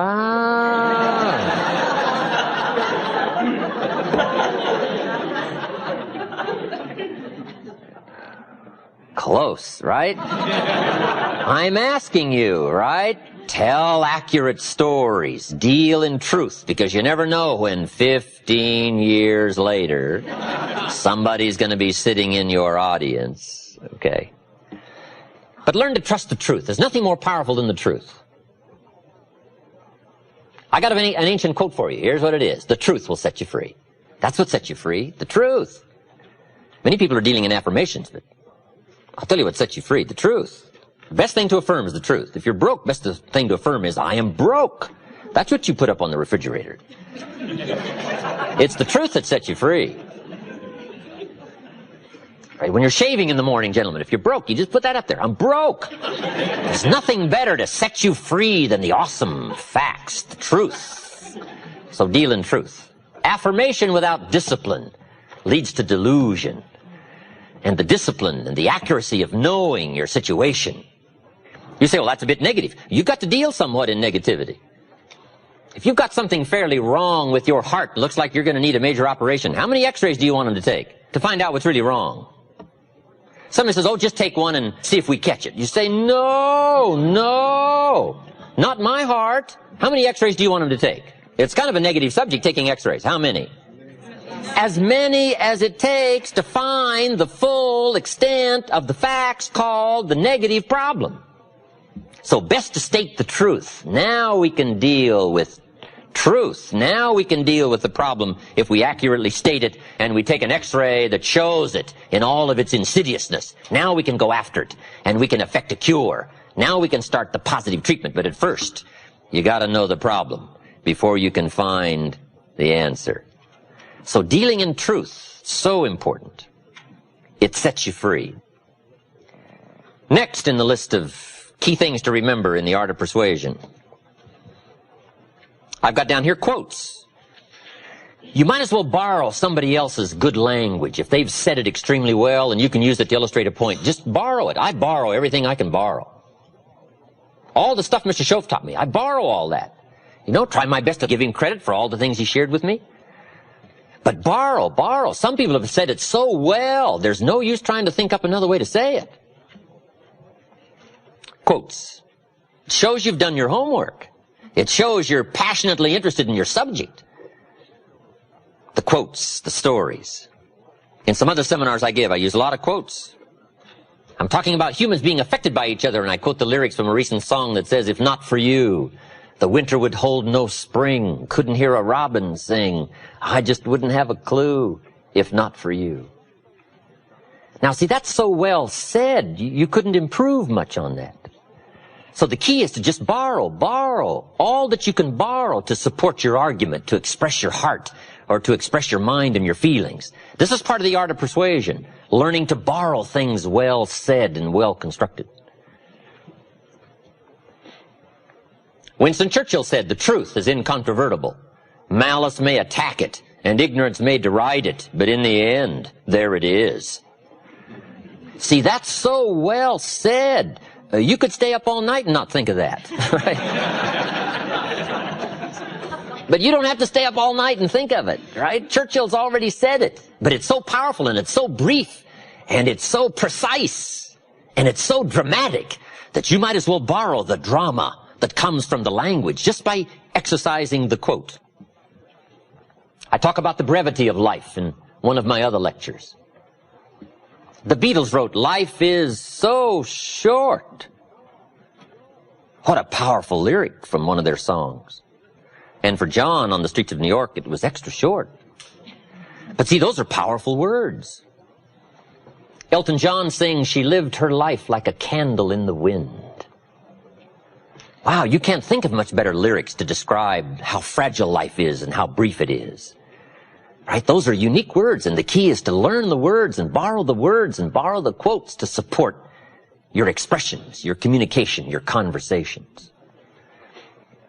Benjamin Disraeli said, nothing can resist a human will that will stake its existence on its purpose. Wow, that's powerful. We call this towering language. We call this climbing the summit of words and sentences and phrases that have incredible meaning, so briefly said and yet so powerfully done. And you might as well borrow the power and borrow the explanation and borrow the effect of somebody else's unique words. Just borrow those and put them into your presentation. You'll see the dramatic difference right away. John Kennedy said, Winston Churchill had the ability in World War II to take the English language and send it into battle. And we were all inspired by the speeches, rallied to the cause, the tenacity to hang on, the visions of the rascal, Hitler, and his insidious, casting a long shadow over the land of Europe. Churchill had the ability to use the language to get us to see and to get us to think and to stir the mind and stir the heart and stir the soul. I'm telling you, words are so powerful. And think up words of your own that are powerful, but when you need it, reach and borrow somebody who has said it well and offer it for somebody to consider, to touch the heart and touch the soul and mend the problem and get somebody to decide, to try, to move, to change, to grow. Of course, this isn't an easy task. It wasn't meant to be easy. It was meant to be a price, because that's how you appreciate the promise of language, the language that affects the cure, the language that reaches and touches. You've got to go through some of these skills, learn the craft. Now, I've got another word down here you might not have that much use for. It's called oratory. Oratory is a dramatic way of saying something, to catch someone's attention, to drive the point home. And you may not have that much use for oratory. I probably use more oratory informally than I do in public. I'm a little more reserved on the platform behind a podium. I get a little more dramatic in person. It's just my style. A little more conservative in public, a little more dramatic in person. But I do have a bit of oratory. One of my lectures, I'm dealing with the problem of complaining. I go through a whole list called the diseases of attitude. And when I get to the last one, complaining, I'm wanting to really make it clear. And I say, spend 5 minutes complaining and you have wasted 5. And you may have begun what's known as economic cancer of the bone. They will soon haul you off into a financial desert and there let you choke on the dust of your own regret. Now, that's what we call a bit of oratory, right? Oratory. Just a burst, right? Now, you can't do 30 minutes of that, right? That'd be too much. But when the occasion calls for it, oratory, saying something in a more dramatic fashion.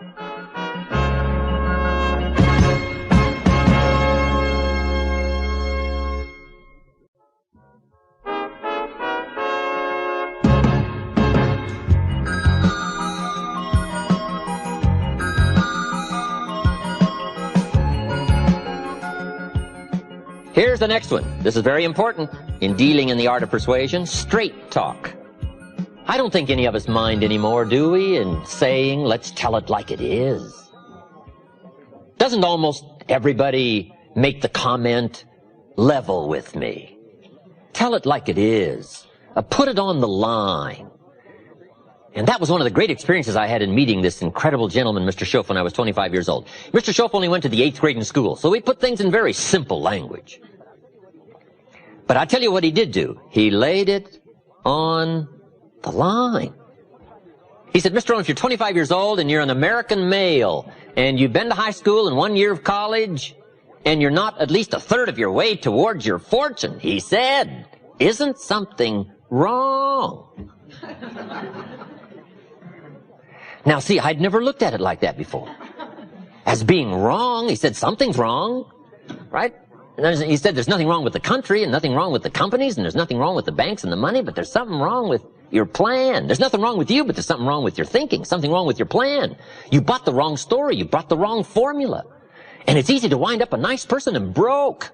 It's easy to wind up sincere and poor. I'm telling you, you can be sincere and poor, and you can work hard and be poor if you buy the wrong formula, buy the wrong plan. You didn't add up the percentages. You never took out the calculator. You never counted the cost, as an ancient phrase says. Now, see, that kind of blunt, straight language really helped to uncover where my problem lied.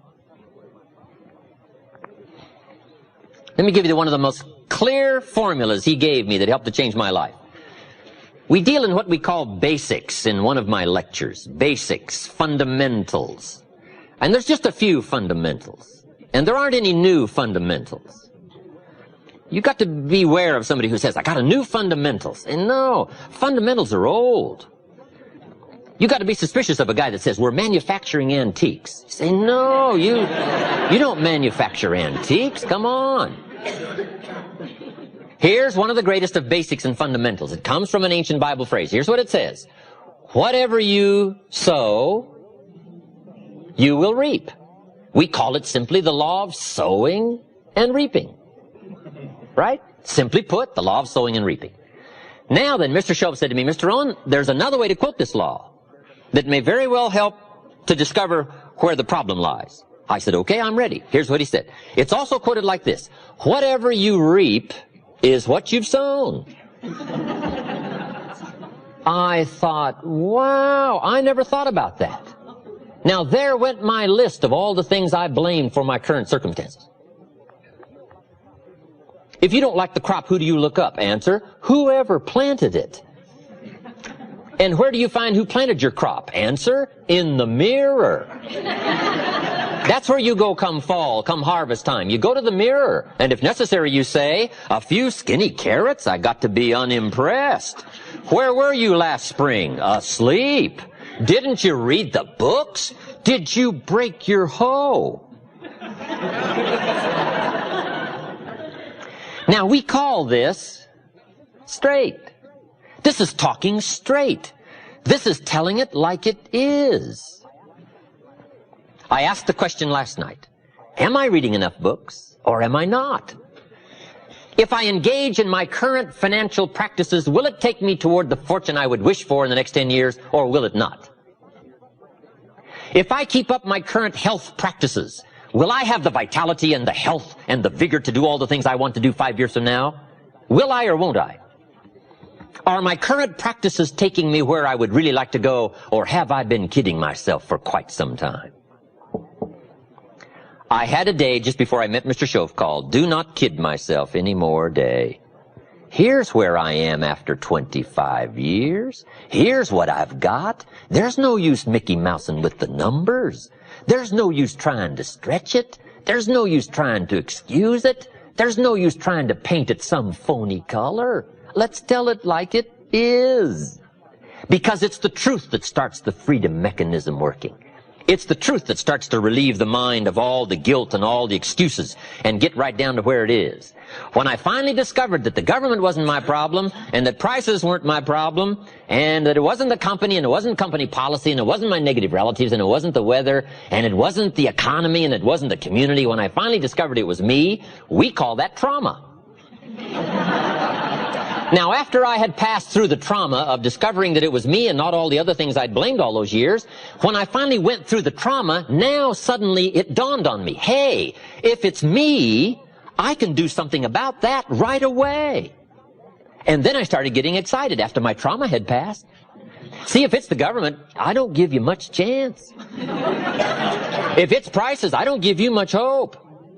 If it's other people, I don't give you much of a chance, because I'm telling you, it probably isn't going to change. It's going to be about like it's always been, right? Opportunity mixed with difficulty. So if all those things are going to remain in place the next few years, which I imagine they will, the only change that is really going to dramatically affect your life is you. Mr. Shoaff said to me, Mr. Rohn, if it isn't going well for you, you don't say, what's wrong out there? You say, what's wrong in here? There's a Black Heritage spiritual that says, it's not my mother nor my father.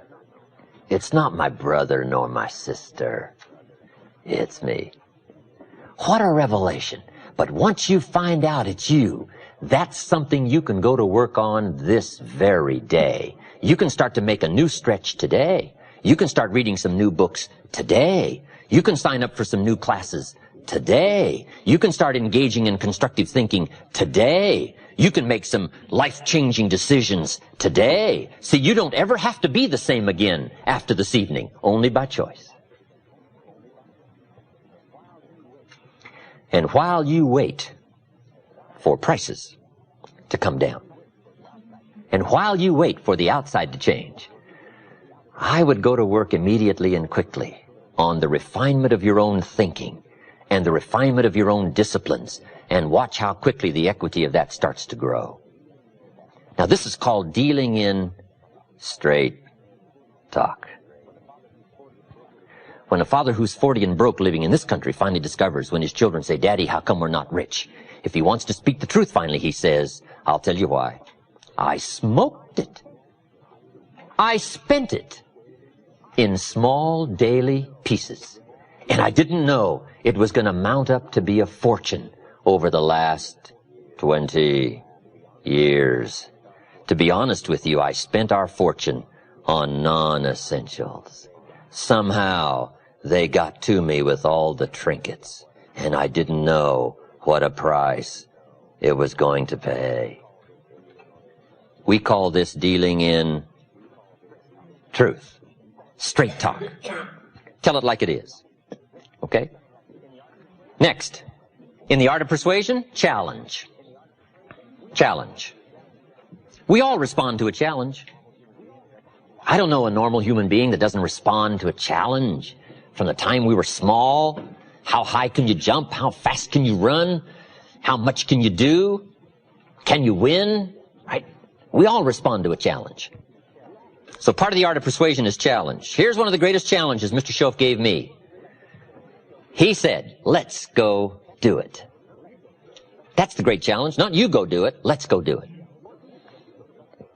Boy, it's easy to say you go do it. You go change your life, you go be successful, you go make the decisions.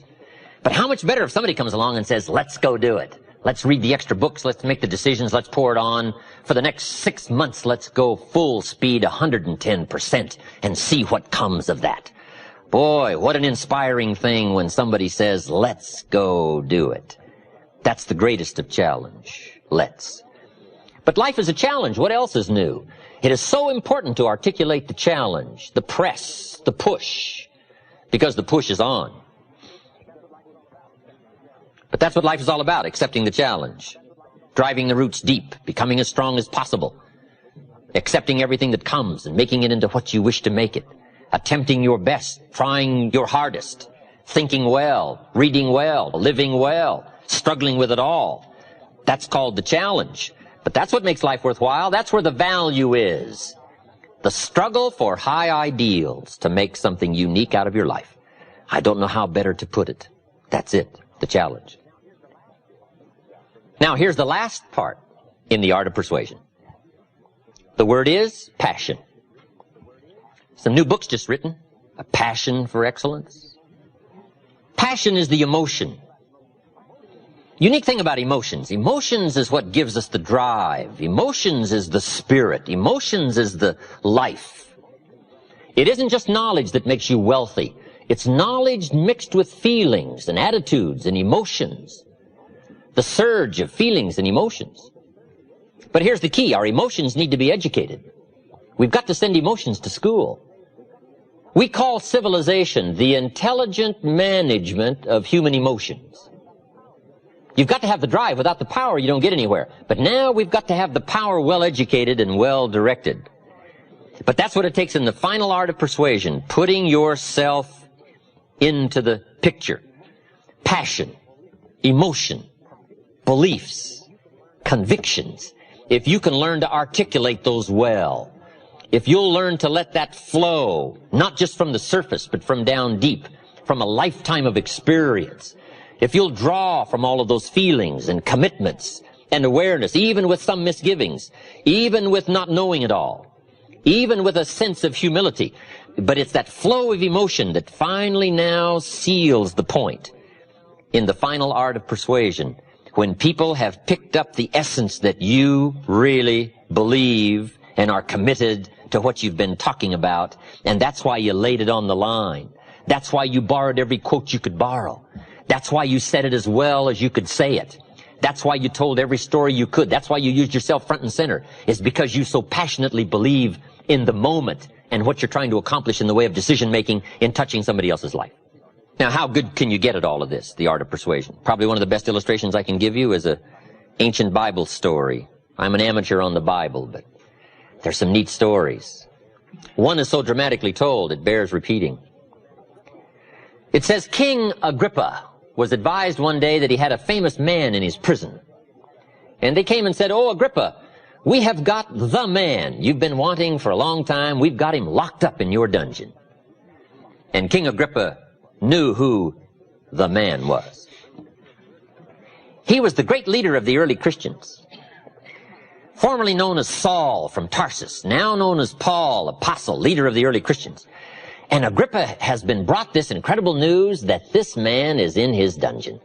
I'm sure Agrippa said, "You don't mean the man himself." They said, "O king, we have got the man." Agrippa evidently had studied this whole Christian movement and had watched it grow. And evidently he knew a lot about the man. And he said, "Bring him to me. I got to see the man in person." So they hauled him out of the dungeon and stood this man in front of the king. And the king took one look at Paul and said, "Paul, I've heard all about you. Unfortunately, you find yourself in my dungeon. But what is going on here? What is this Christian movement? Why are all these people willing to give their lives for this incredible cause and willing to sacrifice? And it's growing like a prairie fire, spreading like wildfire." He said, "What's going on here? What is happening? What is this Christian thing? What about you?" And Agrippa said, "Tell me your story." He shouldn't have asked. Right? One more time, with eloquence to spare. And if you're a good reader of drama and stories, this is one of the most important ones to read in all of literature and history. He gave the greatest example of somebody who knew how to use the language to tell his story. And he went through and told his story. He said, "I used to hate the Christians. I was known as Saul from Tarsus. And then one day I'm making it for Damascus. This great light shines out of heaven, knocks me flat, grinds my face in the dirt, and blinds me for 3 days." He told the story with eloquence and precision and drama. And then he said, "I was finally persuaded to be a Christian, became a leader, and now the people I hated I now love." He went through the whole scenario. And he wrapped up his presentation to King Agrippa by saying, "O king, I only now have one request." And Agrippa said, "Pray tell, what is that?" And the great man said, "My request is, I wished you were just like me. I wish you had what I got, except for these chains. I don't wish these chains on you, but for the change, not the chains. If you could see what I can see, if you could have what I've got, that would be my greatest wish." What an occasion. What a chance for eloquence. What a chance for precision of language. What a chance to relate your experiences and pull from the past and relate it to the future and bring it to the drama of the present. And when he finished his story, the story says the king did send him back to the dungeon, but before he sent him back, he did look squarely at the man and say, "I must admit, sir, you have almost persuaded me to be a Christian." What a drama. What an occasion. So how good can you get at this art of persuasion and communication? Well, you might get so good, you might have a chance to persuade the king. Let alone anybody else between you and the king, they won't have a chance. All right. Communications. Touching people with words. One more formula in touching people with words. It's going to be 20% what you know, 80% how you feel. So I'm asking you to work on knowledge. But the greatest of skills is to work on the precision of emotions, feelings, commitment, passion, for the cause, for the occasion, to solve a problem, to touch somebody truly with spirit as well as mind, with heart as well as words.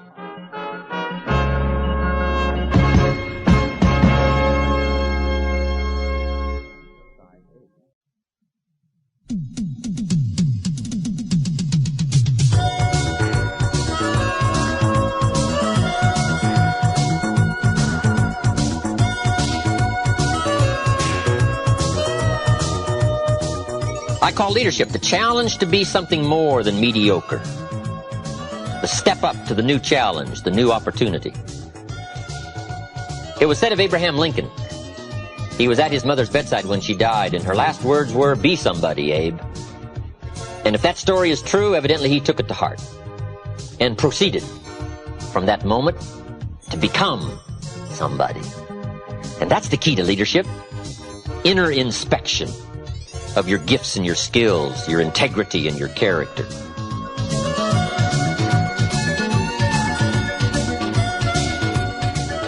got a good phrase for you to jot down. Here it is. To attract attractive people, you must be attractive. We're going to talk now about leadership skills. To attract other people, the key is to be attractive. We come back to the central theme of all of my lectures. Here's what I start with. The major part of your world starts with you.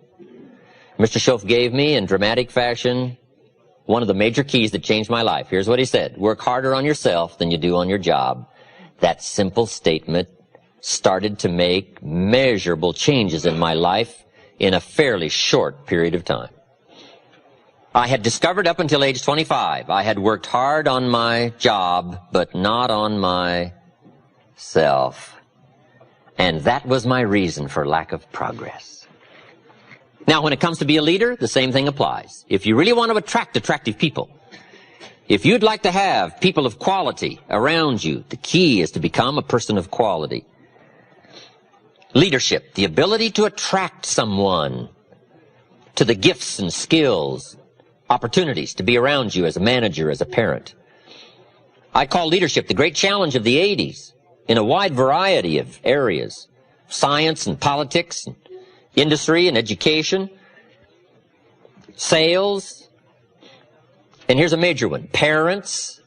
Sometimes parents don't see themselves as leaders, but it is the greatest chance for influence as a parent. I call leadership the challenge to be something more than mediocre. The step up to the new challenge, the new opportunity. It was said of Abraham Lincoln, he was at his mother's bedside when she died, and her last words were, "Be somebody, Abe." And if that story is true, evidently he took it to heart and proceeded from that moment to become somebody. And that's the key to leadership. Inner inspection of your gifts and your skills, your integrity and your character. The outer look at how you present yourself as you appear. In some of our other lectures, we go through this whole scenario. The inside is important, but also the outside is important. When you meet somebody for the first time, first thing they're going to do is take a look. Now, sure, they're going to listen, but then they're going to take a look. Now, certainly we learn to evaluate people by more than what we see, but at first we're going to take a look. Let me quote you an ancient phrase. It says, people look on the outside, God looks on the inside. Isn't that excellent information? That's excellent information. So that might mean work on the inside for God, work on the outside for people. You say, well, people shouldn't judge you by your appearance. Well, let me give you a clue. They do. They do. You can't deal in shoulds and shouldn'ts. You got to deal in realities. Now, when people get to know you, they'll judge you by more than what they see, but at first, it's all they got to go by is what they see and what they hear. Now, sure, there's more to come, but at first, you got to pass the show-up test, the challenge to be somebody. Let me just give you a brief list. Be somebody wise. There's no substitute for smart. Threats don't make up for smart. Right? Volume and shouting doesn't make up for smart. There's no substitute for smart. Be somebody strong. Strength is attractive. And there are many ways to be strong. Decision-making, character, language, right? As well as vitality and health. There's a lot of strengths, and they're all attractive. But let me give you now the refinement of leadership skills. Here it is. Learn to be strong but not rude. This is refinement. These are the extra steps to become a powerful, capable leader with wide range of reach. Some people mistake rudeness for strength. It's not even a good substitute. Next, be kind but not weak. We must not mistake weakness for kindness. Because kindness isn't weak. Kindness is a certain kind of strength. We must be kind enough to tell somebody the truth. We must be kind enough and considerate enough to lay it on the line. We must be kind enough to tell it like it is and not deal in delusions. That's a sense of kindness. Not weakness, but kindness. Next, learn to be bold, but not a bully. It does take boldness to win the day, to become a leader. You got to stride out front. You got to be willing to take first arrows You got to be willing to take first problem, first trouble, leading the way. You must boldly seize the spring.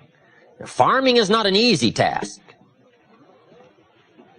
You must press the seeds into the soil. I think all of us would relate farming to hard work. It's hard work. Planting the seed, letting it grow, defending it against all of the encroachments of bugs and weeds. We call it not an easy task, but that's one of the best illustrations I know of life. If you want any value at all come harvest, you gotta press, you gotta be bold, you got to seize it. The high life is not for the timid and the shy. Here's the next one, be humble but not timid. Some people mistake timidity for humility. But humility is a virtue. Timidity is a disease. It's a malady. It's an affliction. Now, it can be cured, but it is a problem. But humility is a almost godlike word, a sense of awe, a sense of wonder, a sense of dimension, a sense of understanding the distance in worth and value, an awareness of the human soul, the spirit, something unique about the human drama versus the rest of life. Humility is a grasp of the distance between us and the stars, and yet having the feeling that we're part of the stars. Next, be thoughtful but not lazy. It's okay to dream, but we must not just become a dreamer. Here's a good refinement. Be proud but not arrogant. It takes pride to win the day. It takes pride in company, philosophy, opportunity. It takes pride in community, school. It takes pride in group, organization. It takes pride in cause and accomplishment. But the key is to be proud without being arrogant. Do you know the worst kind of arrogance? Arrogance from ignorance. It's hardly tolerable, right? Next, deal in realities. Deal in truth. Save yourself the agony. Just accept it like it is. Life is fairly unique. Accept it as unique. Now, best to call it unique. Some people call it tragic, but it's best to call it unique. The black widow spider eats her mate after he's finished his noble task. Now, some people would call that awful. I think it's more important to call it unique. Unique. That's unique.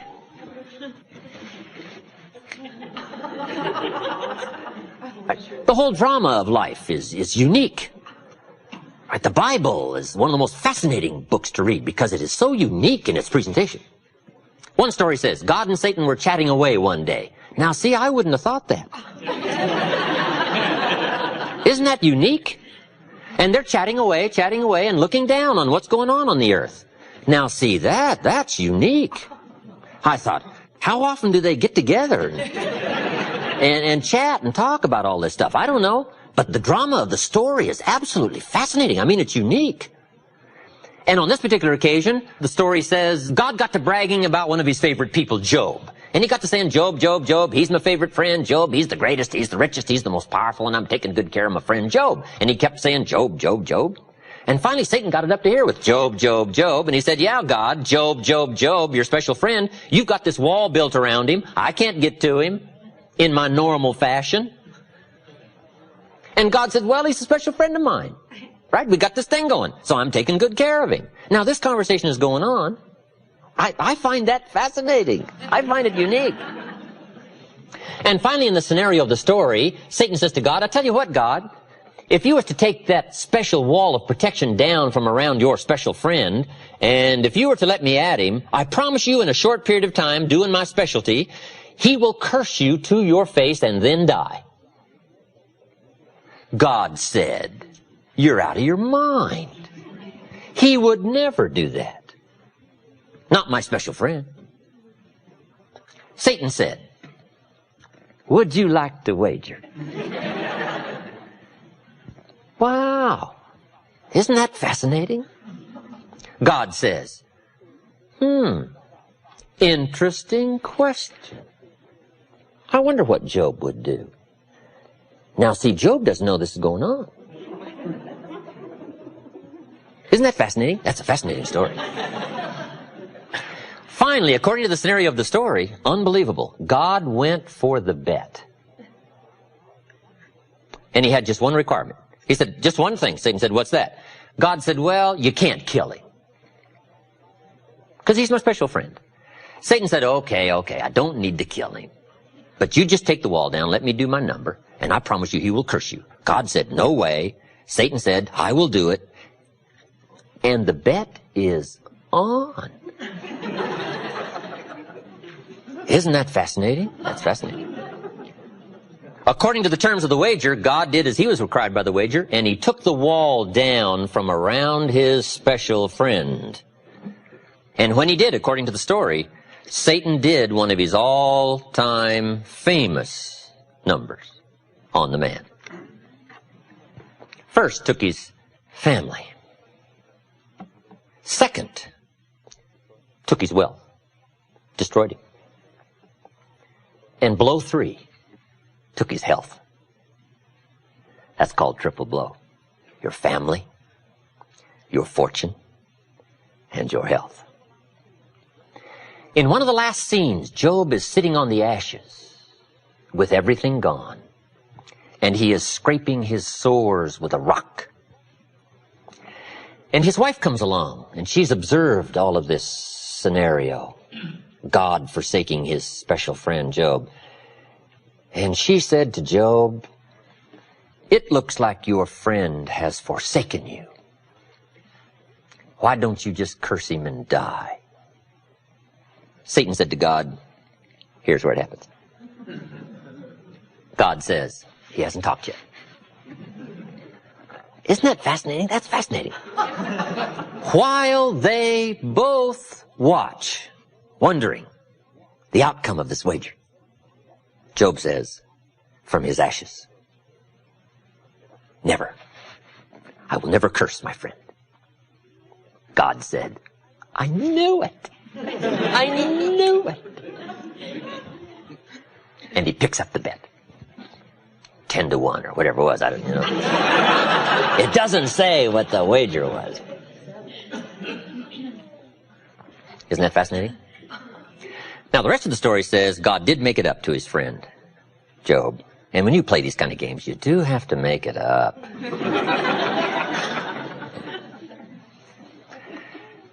Let's see, what shall I do? I know what I'll do. I'll just give Job twice of everything he had before. Wow. And Job became, according to history, one of the richest, most powerful men in the known world. But isn't that a fascinating scenario? Don't you find that fascinating? Now, it may be a bit frustrating, but we learn to turn frustration into fascination, right? And you just give up on a lot of this trying to figure it out and say, that's one of those things. It's a fascinating thing. I used to say, liars shouldn't lie. See, we call that wasted energy. Why would you deal in such Mickey Mouse pronouncements, right?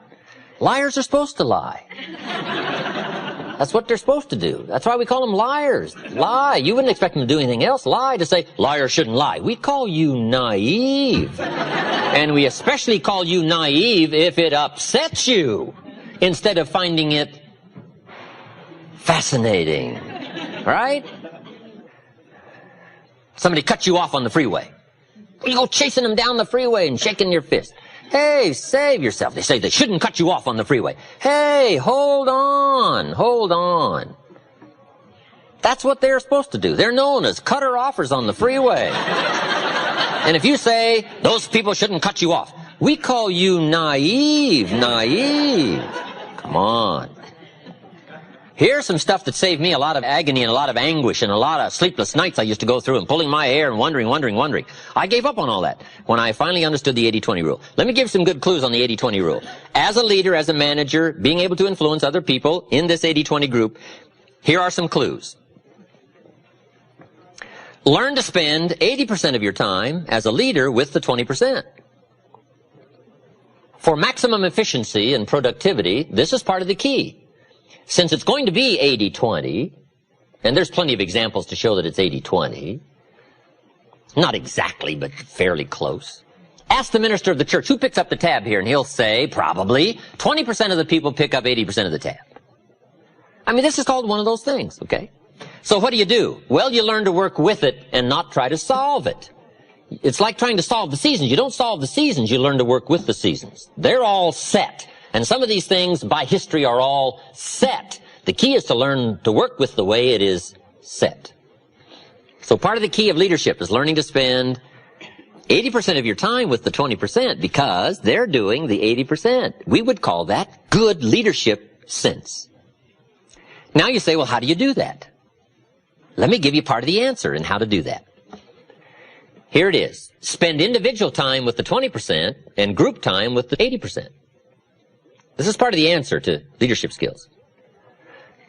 However, guess who wants your individual time? The wrong group.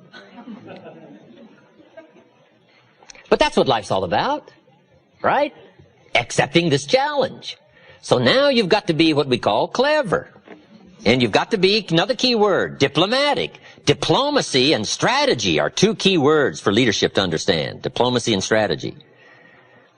Here's part of the diplomacy. Mary comes and says, I've got a question. You say, Mary, bring your question Saturday morning. I'm going to meet with everybody, and I'll cover it then. She says, okay. Now, it might not be that easy. But if you start trying to put this in perspective now, groups, you can deal with the 80% by groups, and you can talk to the 20% individual. Now, the pull is in the opposite direction, and it always is. Gravity is the downward pull. Life is the struggle in the opposite direction of gravity. It's downward pull. Life is moving in the opposite direction of the normal negative. Now somebody says, well, I'll just fire the 80%. They're only doing 20% of the business. Well, I wouldn't fool with that. Because after you've fired the 80%, before too long, whoever is left, 20% of them will be doing 80% of the business, and 80% will be doing 20%. All right, this is not something you fire. This is something you learn to work with. The 80-20 rule, very important rule. Now, let me give you some other clues to understanding ratios and numbers, categories in this challenge of leadership. The next subject is called the law of averages. The law of averages. So important to understand the law of averages.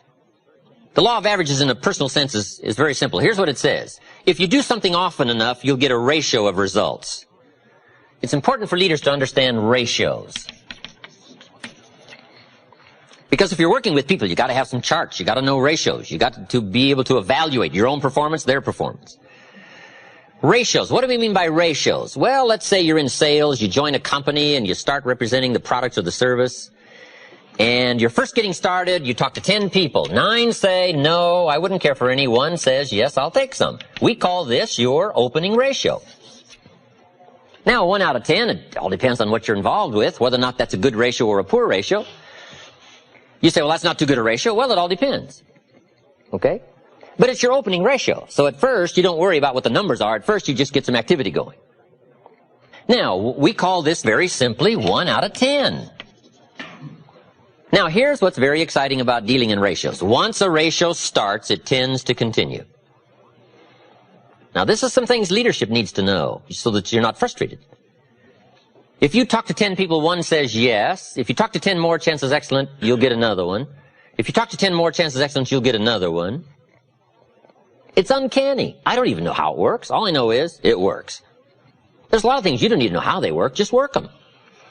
Right? A lot of people are studying the roots. Others are gathering the fruit. I mean, it depends on what end of this you want to get in on. It just works. It's a fascinating subject, the law of averages. Okay? Now, once you know that your ratio pretty well is in there, 1 out of 10, now you can start to compete. It is so important to compete, to test your skill against someone else's skill. What someone else can do is a pretty good insight in if you stretch what you might be able to do. So competition is a very healthy thing. Now, you've got to be very smart here. If you've been with this company, let's say, a long time, and you've been there so long, you're so good, you can get 9 out of 10, and I just joined, and I can only get 1 out of 10, if we have a 30-day contest as to who can get the most to say yes to our product or service, if we have a 30-day contest, you and me, even though I can only get 1 out of 10, I will win. You say, well, I've been here a long time, I can get 9 out of 10. How could you possibly beat me? It would be very simple. Now, it might not be easy, but it would be very simple. during the 30 days, since I understand now these ratios, during the month, while you talk to 10 and get 9, I will talk to 100 and get 10. So that at the end of 30 days, you got 9, I got 10, I beat you. Isn't that clever? Let me give you a scenario here. If you're bright, what you do if you're new, you make up in numbers what you lack in skill. This is called helping people with the numbers, helping people with ratios. Someone says, well, I can only get 1 out of 10. Say, that's got nothing to do with competition. Now, after 30 days, I may be fairly exhausted. But see, I'm pretty good for a 30-day run. One is I don't sleep much for 30 days. About 4 hours sleep is all I need. For 30 days. Now, I got to back off after 30 days, I'll admit that. But for 30 days, I can go on 4 hours sleep. Now, see, it's hard to beat somebody that won't sleep. How are you gonna beat somebody? About 1 hour a day for nutrition. That's all I need. 1 meal a day, 1 hour a day for nutrition. In 30 days, how are you going to beat somebody that won't eat? Won't eat, won't sleep. The answer is, it's hard. It's hard, even if they're new. But if the new person is so clever to make up in numbers what they first lack in skill, I'm telling you, you can compete even though you're new. The key is to be bright enough to understand ratios. Here's the next clue. Ratios can be increased. You talk to 10, get 1, talk to 10, get 1, talk to 10, get 1, talk to 10 more, get 2. Why would about the 4th time you talk to 10, you get 2 instead of 1?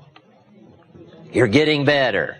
Key question, who can get better? Answer, anybody who tries. All you got to do is put together the numbers. Right? Your brain is as good as anybody else's. Your chances are as good. All you got to do is find a way to put out the extraordinary effort to do an ordinary thing extremely well. Ratios. Success is a numbers game. It's important to keep track of your numbers. In baseball, we call it batting average. Whatever you're doing, the key is to keep track of your success and how good you are at whatever. Someone says, well, I'm not very good on the telephone. I'll tell you how you can quickly cure all that, is get on the telephone. I'm telling you, you can get better at anything. All you've got to do is attempt it and try it and start putting a string of numbers together and keeping track and understand your own ratios. I teach a very simple sales course. Let me give it to you in 3 points. Number 1, talk to lots of people every day. It's a simple sales course. Number 1, talk to lots of people. Isn't that simple? It's a numbers game, especially if you're new. And here's what's exciting. There's lots of people. You don't have to worry about people. So just talk to lots of people, even if your presentation is very poor. If you put the numbers together, I'm telling you, something will happen. If your presentation was so poor, you went around every day saying to everybody you could meet, you wouldn't want to buy anything, would you? Sure enough, somebody's going to say, well, maybe I would. What are you selling? I'm telling you, it's just about that simple. If you put the numbers together, if you talk to lots of people every day, 2 things will happen. Number 1, you're bound to make sales. I'm telling you, some people buy for the strangest reasons. Hey, some people buy out of sympathy for the salesperson. I'm telling you, you can find some people that'll buy out of sympathy. They don't want to see your kids starve. I'm telling you, if you'll talk to enough people, some people will buy out of sympathy. So part of success is, look pitiful to enough people, right? I'm telling you, somebody will buy. And why? Why? It's because of ratios. It's because of numbers. Now, you can have a much better presentation than you wouldn't want to buy anything, would you? You can get a little brighter than that. But if you start just that simple, it's simple. Someone says, where do you start? Anywhere. It doesn't matter. If you're in sales, walk outside, find you a rock, throw it up in the air. Wherever the rock comes down, start right there. That's a good place to start. Anywhere. The next person you see, say, sir, you're the first man after the rock. And that'll get a conversation started. I'm telling you. They may back up while they talk, but something will start. And the reason is understanding the numbers. The numbers, you don't have to be so cleverly skillful. All you got to do is be bright enough to understand that numbers can make up for lack of skill to begin with. And if you're in a leadership position to help people, Help them with their ratios. Say, John, let's go over these numbers one more time. How many calls? Who did you talk to? Okay. So that's my sales form. It's very simple. Number one, talk to lots of people every day. You're bound to get better. You're bound to find somebody. Number two, be real nice. When the weather isn't, be real nice when people aren't. A big part of presentation is attitude, personality. And third is simple. Give good service. Write all the notes most people don't write. Do all the extra things most people don't do. Call them before they call you. Service leads to multiple sales. If you'll take good care of somebody, they'll open doors you could never open yourself. They'll take you by the hand and share you with people that you never thought you could reach. Service leads to the multiples. That's a simple sales course. But it starts with numbers, understanding ratios.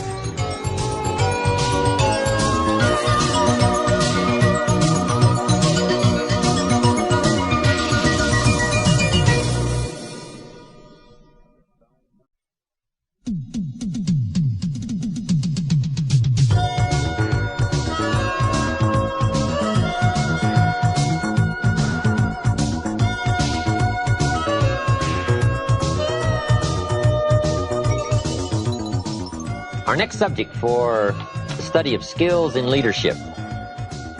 It's a simple story, it comes from the Bible. Now, being an amateur, you sort of have to take my way of putting it.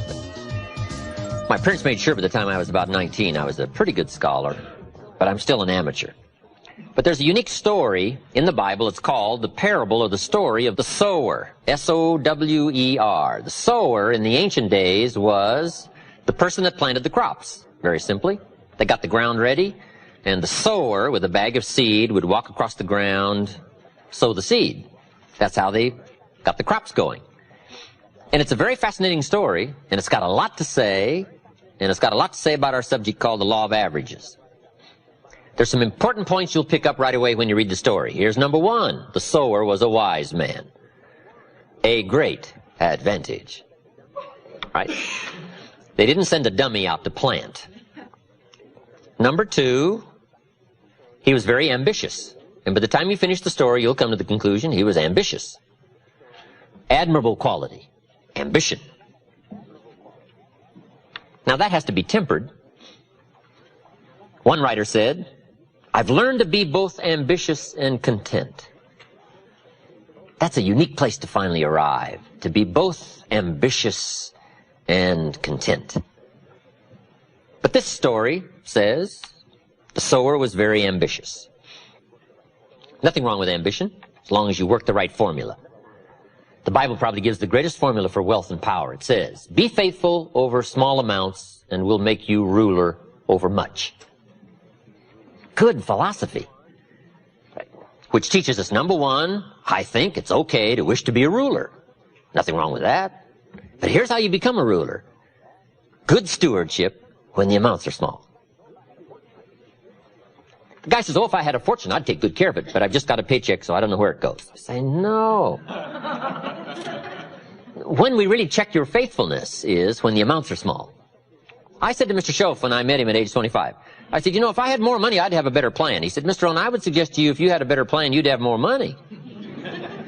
It's not the amount that counts. It's the philosophy that executes your plan that counts. If a child has $1, what should he do with it? It's very important. It's going to determine the rest of his life, what he does with $1. You say, well, it's just a child and it's just $1. We call that massive errors in judgment. It's only a child and it's only $1. What a colossal mistake to make in analyzing. If a child is allowed to spend the whole dollar and they don't have the sense of where that could take them, we call that the greatest disservice to a child.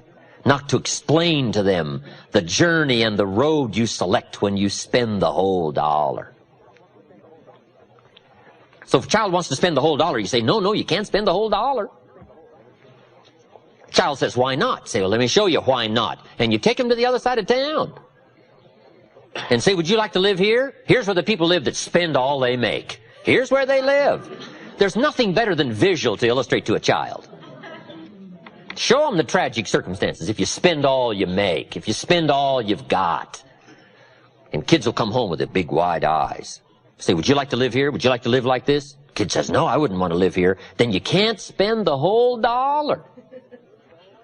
Okay, back to my story. The sower was bright and he was also ambitious. Number 3, he went to work. It takes activity to furnish the labor that brings new life. Ideas without labor are stillborn. They never become tangible. They never become real. You got to put yourself through the activity, through the labor. So when you read the story, you'll find this was a hard-working sower. We call that admirable quality. Now, some interesting things that happened to the sower. It said he had excellent seed, point 4. He had the best. At least the scenario of the story says he had the best of seed. Boy, it's exciting when you feel that you're involved in the best product, the best service, the best idea, the best enterprise, something you feel proud about. Okay. But that's important, to have what you consider the best. Now, with all of these qualities, he starts out and now starts to unfold the scenario of life called the law of averages. Here's what happened. The sower goes out to sow the seed, and the first part of the seed that he sows falls by the wayside, and the birds get it. Now, I want you to understand the scenario. Here's what's very important for leaders to engage in: to teach the inevitable. It's very important to teach the inevitable. Key for leadership. Leaders must understand birds. Why? Birds are going to get part of the seed. It's called inevitable. And if you don't teach inevitability, people will be all upset. They won't know what to expect. We must all be prepared for what we call eventualities, the inevitable. So here's part of the scenario. The sower goes out to sow the seed, and the birds get some. He sows some more seed, and the birds get it. Now, this is a typical story of life. Is that fairly typical? Fairly typical. The birds are going to get some of the seed. Some of you building an organization, right? You're out recruiting. Say, John, I've got an important story for you to listen to. Could be the change of your life, earn some extra money, or make it a full-time venture, whatever. But come and take a look. And he says, well, I think I'm ready for something like that. Thursday night, I'll see you, and let's go through it all. You say, wonderful. Comes Thursday night. John isn't there. You say, where is John? The birds. The birds. The birds. Who knows what form they come in? I don't know. It's called the inevitable. The inevitable. His brother-in-law said, sales? You're not going to get mixed up in sales. Who told you you were a salesman? All kinds of stuff that talk people out of a good idea. I don't know. Now, when the birds get some of the seed, you got one of a couple of choices. Number 1, you can chase birds. You say, well, I'll go straighten this out. Well, here's the problem if you go try chasing birds to straighten things out. You have now left the field. And the law of averages isn't going to work for you anymore till you get back to the field. This is so important to know. What to spend your time on and what not to waste your time on. There's 2 ways to have the tallest building in town. One is tear all the other buildings down. Right? Now yours is the tallest. But we call that the hardest of tasks. Right? You might get the first one down, right? The guy's gone. You got his building down. The next one, right? Maybe not be that difficult. But about the 3rd building you start for, a guy's standing out in front. And he says, I've heard about you. Formidable, right? Now you got some problems because you're not known as a builder. You're known as a wrecker. A destroyer. You put everything down to try to make you look good. We call that massive errors in judgment. The best thing to do is to spend your energy and time on the things that count and understand the law of averages. Okay? And not chase the birds, but to stay in the field. Here's what it said the wise man did. He ignored the birds, and he kept on sowing. Why? He was so bright, he understood the law of averages. Now, here was some more of his experiences. Now he keeps on sowing the seed. Now the seed falls on rocky ground, and the soil was shallow. We call this inevitable. I don't know how to miss this. This is called the stuff of life. It's so important to understand the seasons and the stuff of life and the ratios and the inevitables. This is so important, especially as a leader, so that you can help people through understanding how it is. This is called one of those things. And it said this time the seed takes root and the little plant starts to grow, but the soil is so shallow that the first hot day, the little plants wither and die. You say, wow, what a disappointment. Well, sure, you're going to be disappointed. Some people are going to try so little, even if you've got a good idea. 30 days later, you say, we had this meeting, John wasn't here. So where is John? I said, I don't know. You say, well, I thought sure John would last 30 days. But he didn't. Why? It's called inevitable. Right? And who knows the reason why? John isn't here anymore. Somebody said, boo. And he quit. He quit. First hot day. Now, you're going to be disappointed, especially if it's somebody you like, somebody you know. But here's what you must learn to do as a leader. Discipline your disappointment. This is part of the challenge of life, disciplining the disappointment, understanding the law of averages. Now, here's what it said the wise man did. He kept on sowing. How brilliant. He was so well schooled in the law of averages. Now he keeps on sowing, and this time the seed falls on thorny ground. You say, well, how much of this ground can you get? Well, just hang on. It's not the end of the story. Now this time he sows the seed, it falls on thorny ground, and the little plant starts to grow, but the thorns choke it to death, and it dies. Wow, what's this called? The inevitable. Do you know what the story called the thorns? The cares of life, little cares. Who knows the excuses some people use for not pushing on through and getting the job done? It's called inevitable. Some people are going to try so little. They're going to let other things crowd out the good opportunities. And who knows why? I don't know why. I'm an amateur on this stuff. The key is to take the inevitable and take the obvious, right? Everybody should take obvious 1, obvious 2. Right? Study the obvious and not let it unduly disturb you, and learn to manage the obvious so you can get on with the more important things in life. Who knows? I called John up. I said, John, where were you last night? We had this meeting. John says, well, I can't make every meeting. I say, why not? John says, well, I got a lot of other things I got to do. I say, what are they? You won't believe the list John gave me. The backyard fence was sagging, and the dogs are about to get loose. You just can't let your dogs run loose. I say, okay, John. John says, the screen door came off the hinges. And you just can't let things fall apart. You've got to take time, keep things fixed up. I said, okay, John. Some extra trash had piled up in the garage. You just can't let mountains of trash take over. You've got to take care of your trash. I said, okay, John. On the phone, I can hear the thorns going, oh.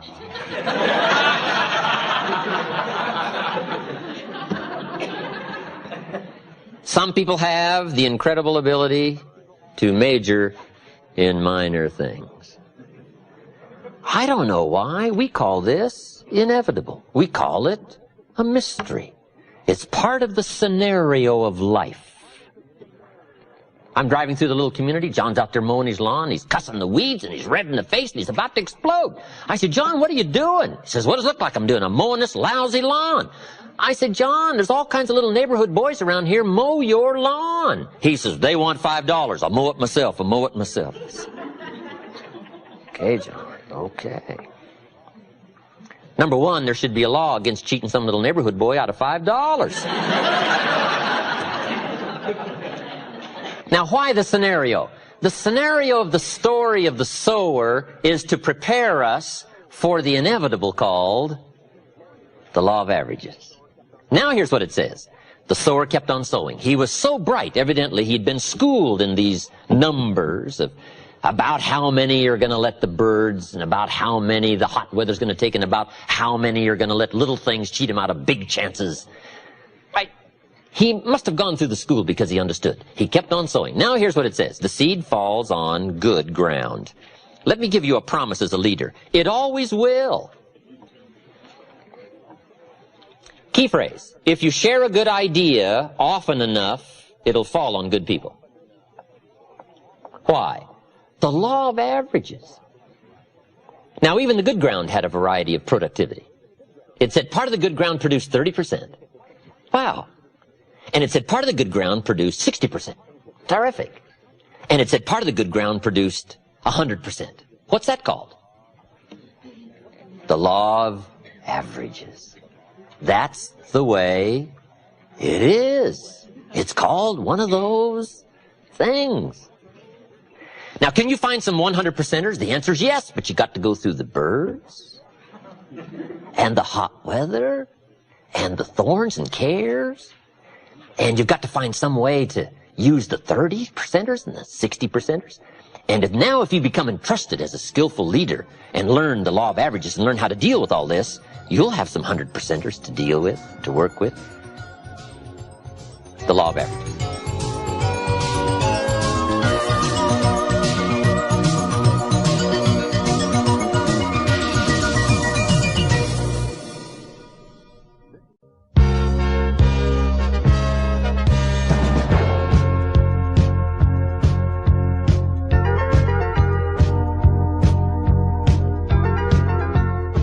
As leaders, let's learn to help people not just with their jobs, but with their lives. I think we have a twofold responsibility to help people with job skills. But I think the greater responsibility is to help people with life skills. Let's don't just teach people how to work, let's teach people how to live. How to assimilate and accumulate. Far greater treasures than just a paycheck. The treasures of awareness, understanding, setting goals, reaching into the future, growing, changing, expanding.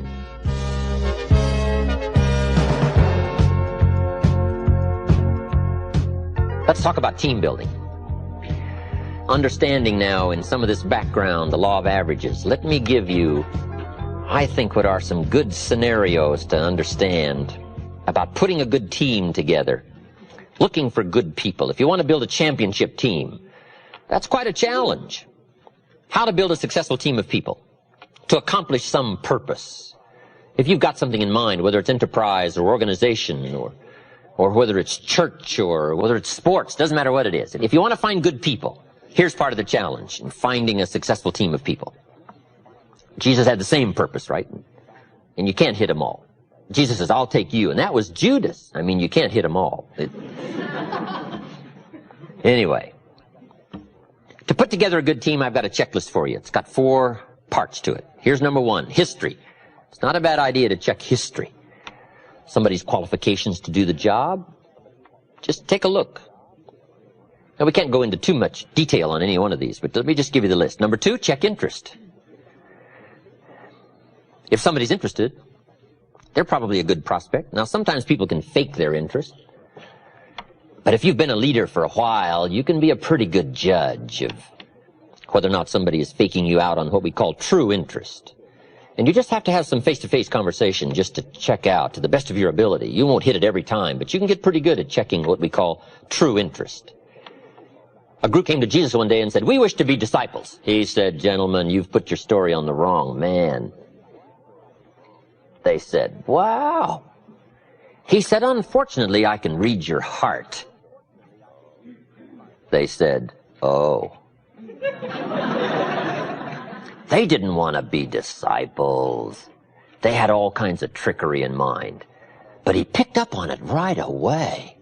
And he wasn't faked out by the we wish to be. Now, you might not get quite this good at reading hearts, but I'm telling you, you can get pretty good as a leader in judging somebody's what we call true interest. Here's the third part of the checklist.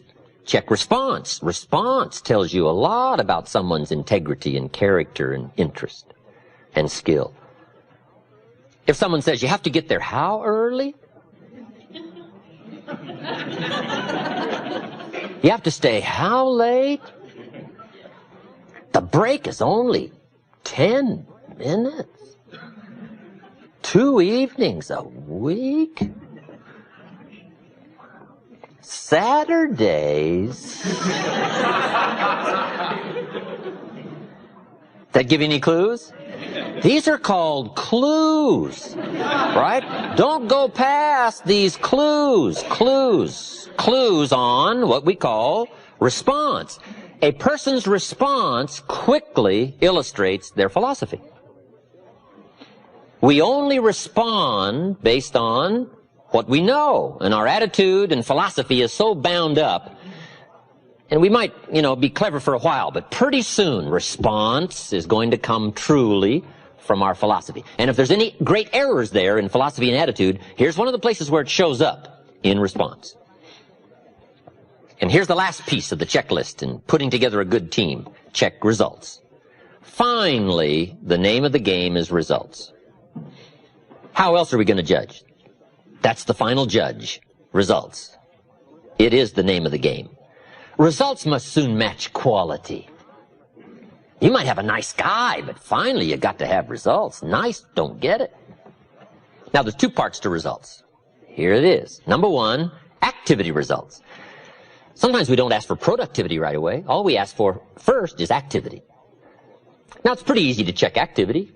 If you joined a sales organization and you're supposed to make 10 calls first week, it's pretty simple on Friday. Right? Pretty simple on Friday. Say, John, how many calls did you make? John says, well, you say, John, well won't fit in my little box here.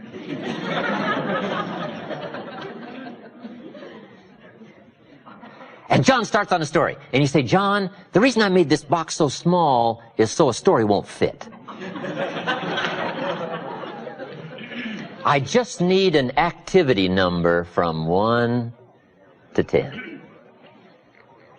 Now, if the results on activity first week are not good, those have got to be signals, clues. Now, you might try another week, but you got to be the judge, right? How far you go in putting a team together with somebody's lack of precise activity. Now, finally, here's the last part, productivity. Finally, the tree must have figs, finally. The ultimate test of a quality team is productivity. Fruit, evidence, measurable progress in reasonable time. Now, as a leader, you've got to learn to measure results and productivity and activity. And here's part of the skill of leadership. Be upfront in team building with what you expect. Don't let the surprises come later. Put it up front. God was very upfront. Old Testament. God says, if you move toward me, I move towards you. See, that's very upfront. That's called making it fairly clear. You take a step, I step. Now, I only ask you to take human steps. I take God steps. You take human steps. But you got to take a step. Because here's how else it reads. You don't move, I don't move. You say, well, that's arbitrary. Well, when you're God, you can set it up that way. When you get your planet, you can set it up however you want to. This one is set up. I got a good philosophical statement for you. Life was designed to respond, to deserve, not to need. On this planet, it doesn't read, if you need, you will reap. No, it reads, if you plant, you will reap. You say, well, I really need to reap. Then you really need to plant. Life wasn't designed for the needers. Life was designed for the planters. Life doesn't respond to what we need. Life responds to what we deserve by activity, belief, faith, action, movement. You gotta take a step. So one of the things to make clear when you're bringing somebody on board is say, Mary, if you step, we do these things. If you take 3 steps, we go this, this, and this, and this. And if you do this, we do all of this. But if you don't move, we don't move. It's very important to make it clear. Why? Because everybody needs to pay. Everybody needs to pay. Even if the payment is only token, it has to be paid. Because life responds to deserve, not need. Fascinating study. Here's one of the clues to leadership. Learn to work with the people who deserve it, not the people who need it. Now, we're talking team building now. We're talking winning a championship. We're talking putting together an enterprise.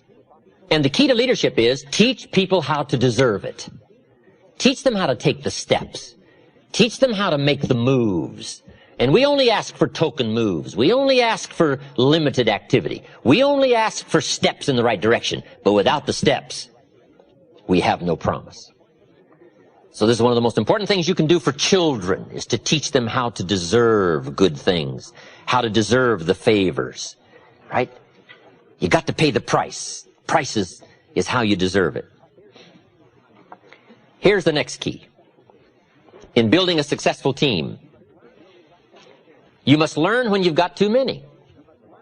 It's a simple story. It comes from the Bible. Now, being an amateur, you sort of have to take my way of putting it. But the good Lord said, just take my word for it. You got too many. And Gideon said, well, what should I do? And the good Lord said, try this. Get the 32,000 troops together and give them your last final ringing speech. We're off to fight the Midianite. Something like that. And he said, when you finish the speech, finish it like this. Now then, that we're off to fight, if there's anybody here that's afraid and you think we're about to lose this battle upcoming with the Midianites, you can be excused this time, go home, can't use you this time. Gideon said, clever, should have thought of that myself. Gets the 32,000 troops together, gets up, gives his last ringing speech and says, we're off to fight, but if there's anybody here who thinks we're going to lose, you can be excused this time. You can just go home, we're just going to take what's left. And Gideon waits. And sure enough, some went home, and the number was 22,000. Gideon says, wow.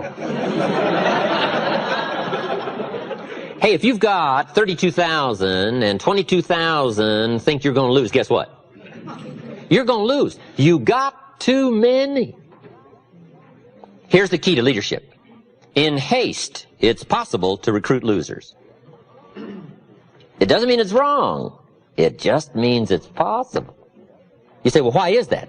This is called one of those things. When you're moving, no telling who you collect, right? So here's part of the test, you know. Who thinks we're going to lose? You can be excused this time. So Gideon's got 10,000 left. He says, no problem, we'll do it with 10,000. Good Lord says, well, you still got too many. Gideon says, well, what now? And the good Lord says, try this. March the 10,000 till they're hot and thirsty down by the river, and those that are careless just drop their shield and spear and dive in the water and start drinking. You can't use them. They're too careless. But the ones that keep the spear and the shield and lap the water like a dog, keep looking and alert, those are the ones because they're trained and ready to go. Gideon said, clever. And he marches the 10,000 till they're hot and thirsty down by the river. Sure enough, when he gets to the river, some are hot and careless, and they just throw down their spear and shield and jump in the water. And the number was 9,700. Key to leadership.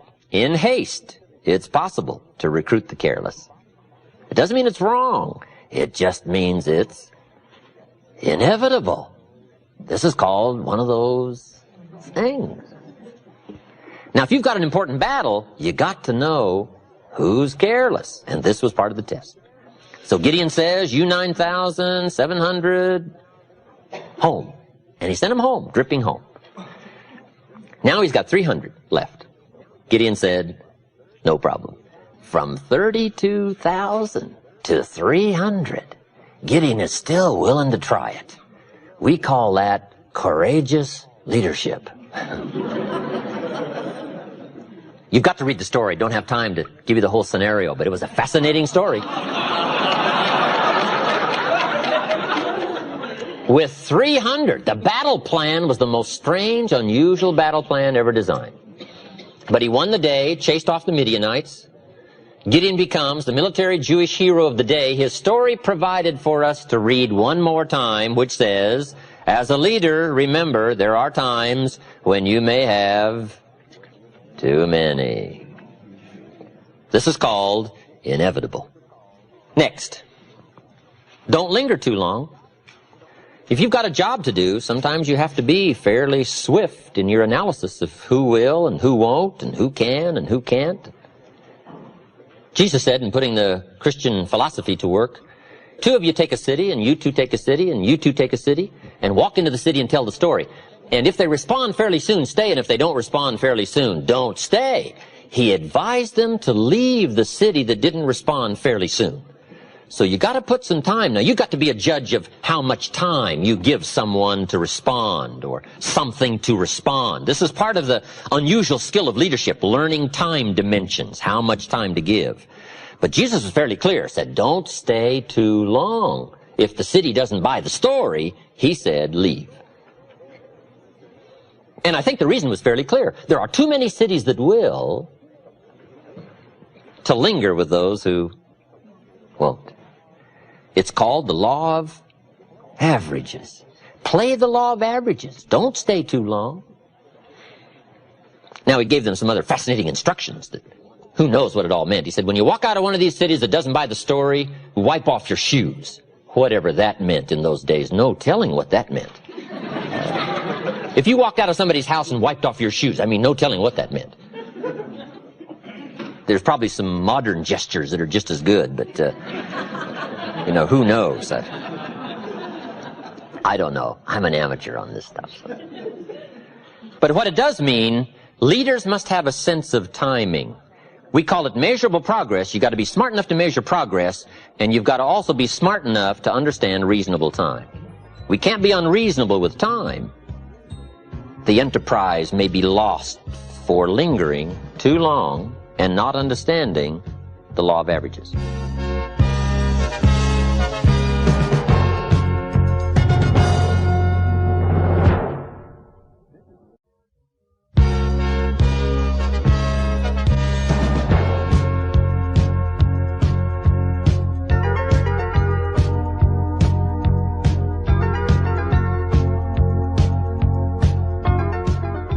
Here's the last part. Leaders must understand the fact that there is both good and evil. It's part of the life scenario to understand good and evil. And however you wish to describe good and however you wish to frame your ideology of evil, there are a lot of ways to put it. For some people, evil is too strong a word. I don't know. This is part of your own philosophical conclusions that you have to come to in trying to evaluate this earthly struggle. Evil, good, tyranny, liberty, sickness, health, winning, losing, life, death, opportunity, tragedy. It's part of the life scenario. And part of it is described in rather philosophical terms on a fairly higher plane called the Great War between good and evil. Now, here's part of the scenario.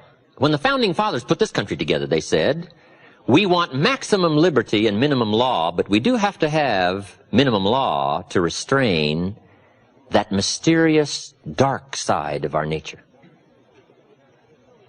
Because sure enough, even though we've got a good thing going called America, there are probably some people who are not going to run by the rules.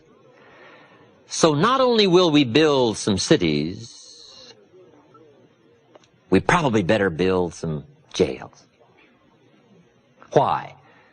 Just to be bright enough to understand this clash, this scenario of good and evil. And all good leaders must understand this clash, this scenario, however you wish to describe it, whatever terms you wish to call it. We must understand it. Now, here's part of the understanding. Some people have sold out to the evil side. For whatever reason. You don't have to spend much time with why. All you have to do is spend time with who. I went to my 30th year class reunion a few years ago. Little small village, right, I grew up in. There was only about 150 in the graduating class. And after 30 years, almost half of the graduating class was at the reunion, which was pretty good. We had a 2-day celebration. I'm master of ceremonies. On the second day, we had a little moment to remember those who had deceased. I think there were 8. And I knew them all, so I gave a little scenario, a little story about each one.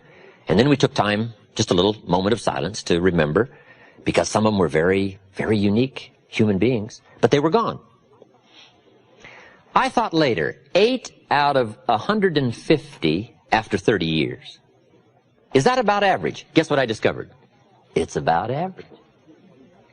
So after 30 years out of 150, it's not will 8 be missing, it is only who will be missing. So in part of the scenario of understanding leadership, the key is to not be surprised when the inevitable occurs. Because if you become too surprised, we will call you naive. If the sun goes down, the guy says, "What's happened? What's happened?" It means he hasn't been here long, I guess, right? Or the guy is naive. Come on, come on. There are some things you don't want to look surprised, especially in public. If you say, why did John do that? You say, come on, come on. About so many, after so much time, are going to. And it's very sobering as to why some have chosen to give themselves over to evil, and we call it simply one of those things. But the key to leadership is to understand, and the key to leadership is to also be alert and be bright enough to spot it and to see it. All good leaders must understand the story of the frog and the scorpion. It's one of the most important stories for a leader to understand. According to the story of the frog and the scorpion, the story scenario says, the frog and the scorpion appeared on the bank of a river about the same time, and the frog was about to jump in the river and swim to the other side. And along comes the scorpion, and he sees what's about to happen, and he engages the frog in conversation, and the scorpion says to the frog, Mr. Frog, I see that you're about to jump in the river and swim to the other side. And the frog said to the scorpion, that is correct. And the scorpion said, hey, hold it. I would like to get to the other side, but unfortunately I'm a scorpion and I can't swim. Would you be so kind as to let me hop on your back and you swim across the river and deposit me on the other side? I would be grateful. And the frog looked at the scorpion and said, no way. The frog said, you're a scorpion, and scorpions sting frogs and kill them. He said, I'd get out there halfway with you on my back and you'd sting me, and I'd die. You think I'm crazy? No way. The scorpion said, hey, hold it. With your frog brain, you're not thinking. If I was to sting you out there halfway, sure, you'd die and drown, but so would I, since I'm a scorpion and I can't swim. That'd be kind of foolish. So I'm not about to do that. I just want to get to the other side. The frog thought over that reasoning and said, that makes sense, hop on. And according to the story, the scorpion hops on the frog's back, they start across the river, and sure enough, halfway across the river, the scorpion stings the frog. They are now both about to go down for the third time. The frog cannot believe what happened. And he said to the scorpion, why did you do that? I'm about to die and drown, but so are you. Why would you do that? And the scorpion said, because I am a scorpion. So all leaders must understand the story of the frog and the scorpion. There are shepherds, and there are sheep, and there are wolves. And wise leaders must understand some wolves are so clever, they've learned to dress up like sheep.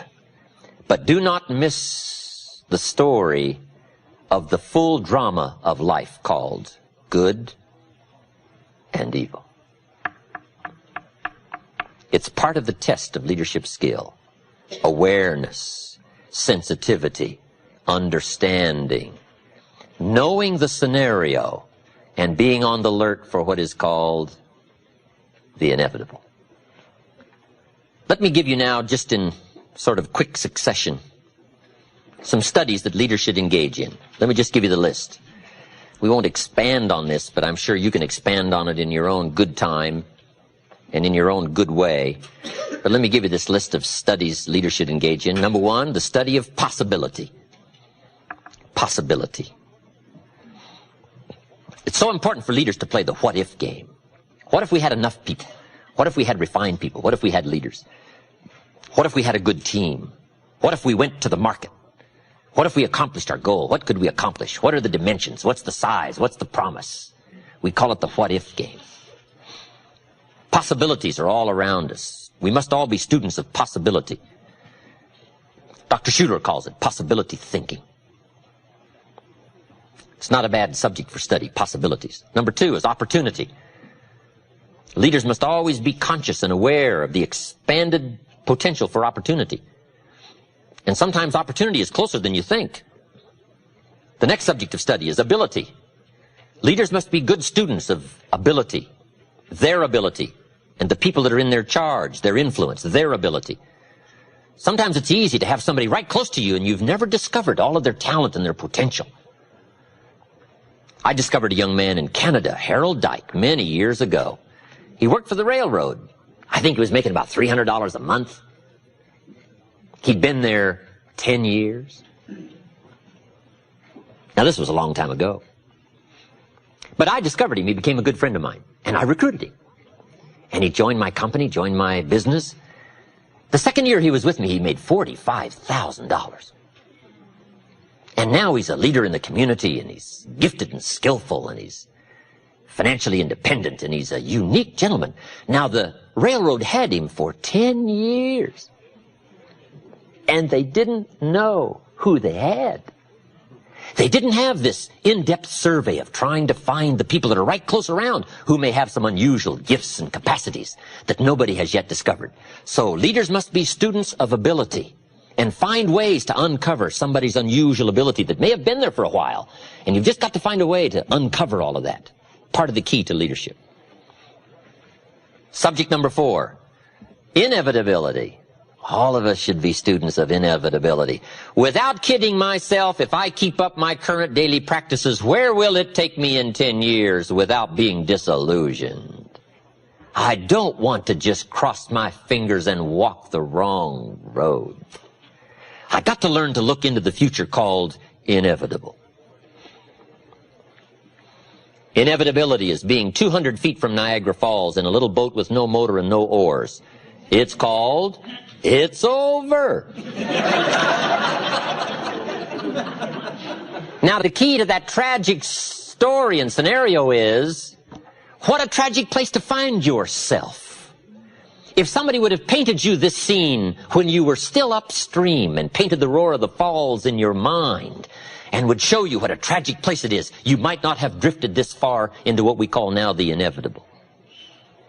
We've got to help people by painting the roar of the falls long before they get 200 feet in a little boat with no motor and no oars. You say, well, the roar of the falls is a long ways off. Yes, but the people that are around you are drifting. And by perception, you've got to see it. And you've got to level, and you've got to speak the truth so that you can give them alternate choices while there are still alternate choices. It's called the gift of leadership, helping people in life change, career change, helping people in thinking change, helping people with attitude change, to paint the inevitable. It's a key to leadership. Number 5, an important subject for leaders to study is called rationality. Being able to rightly conclude based on information, a rational, sensible course. I've got a good clue for you. Make sure what you do is the product of your own conclusion. Take advice but not orders.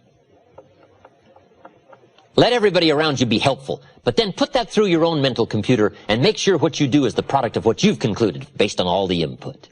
We call this a true sense of leadership, developing rationality based on all the input. These are not easy tasks, but they're tasks that are possible. This is called walking the summit of leadership skills. And most people don't want to engage in these extra disciplines, but I'm here to promise you that the treasure and the equity is so unique that what small price is paid in these early disciplines is small compared to the treasure that accumulates as the days unfold, both for your heart and your mind and your purse. To finish, let me give you some challenges. In wrapping all of this up, I've got some good challenges for you to consider. Here's the first one. Let other people lead small lives, but not you. In the challenge of leadership and stepping up to the responsibility and the opportunity to touch somebody else's life, to help give somebody else light and direction and refinement of thought and character and activity, potential, opportunity, dreams, price. In all of this, let everybody else lead the small lives, but not you. Let everybody else cry over small hurts, but not you. Let everybody else argue over non-essentials, but not you. Deal in things that matter. The larger challenge, the larger opportunity. Here's my next challenge. As leaders, let's learn to help people not just with their jobs, but with their lives. I think we have a twofold responsibility to help people with job skills. But I think the greater responsibility is to help people with life skills. Let's don't just teach people how to work. Let's teach people how to live. How to assimilate and accumulate. Far greater treasures than just a paycheck. The treasures of awareness, understanding, setting goals, reaching into the future, growing, changing, expanding. If we'll touch people's lives as well as their skills, if they stay with us a week or a month or a year or a lifetime, on whatever occasion they should choose to leave, you want them to leave by saying, my experience there was the greatest experience of my life. And it wasn't just what I earned, it was what I learned. And last, I have an ancient scenario to give you. It comes from the Bible, and here's what it says. If you work on your gifts, they will make room for you. If you practice your gifts will make a place for you. A place of leadership. A place of influence. A place to touch someone else. To make a mark. To further an enterprise. To build a dream. Someday, if you work on your gifts, we will call you noble. We may give you rewards you cannot even now imagine. Plaques to hang on your wall, trophies to remember, but most of all, the gift of knowing yourself, that you did the best you could with what you had, the expansion of your mind and your heart and your soul and your touch and your reach and all the gifts that you possess. Your gifts, if you work on them, will make a room for you. And I've got to be one of the better examples of that. Look where my gifts have brought me. I was raised in obscurity. A little small village in Idaho. I now get to travel around the world. My gifts have brought me to this room. And what an experience it is for me to have a chance to touch you. One of the most challenging experiences in life is seeing what you can do to help someone else. And one of the greatest thrills in life is to be able to invest life into life. And you've given me that opportunity tonight, and I want to thank you for that. I've invested a bit of my life into your life, and I've considered it worth it. I want to thank you for giving me this chance and this opportunity. I wish you leadership. I wish you influence. I wish you treasures of the soul and the spirit and the mind and the purse. And hopefully what we've had to share with you today has given you a sense of extra perception in sharpening your skills and making your life unique. Let's go touch somebody else. Thank you.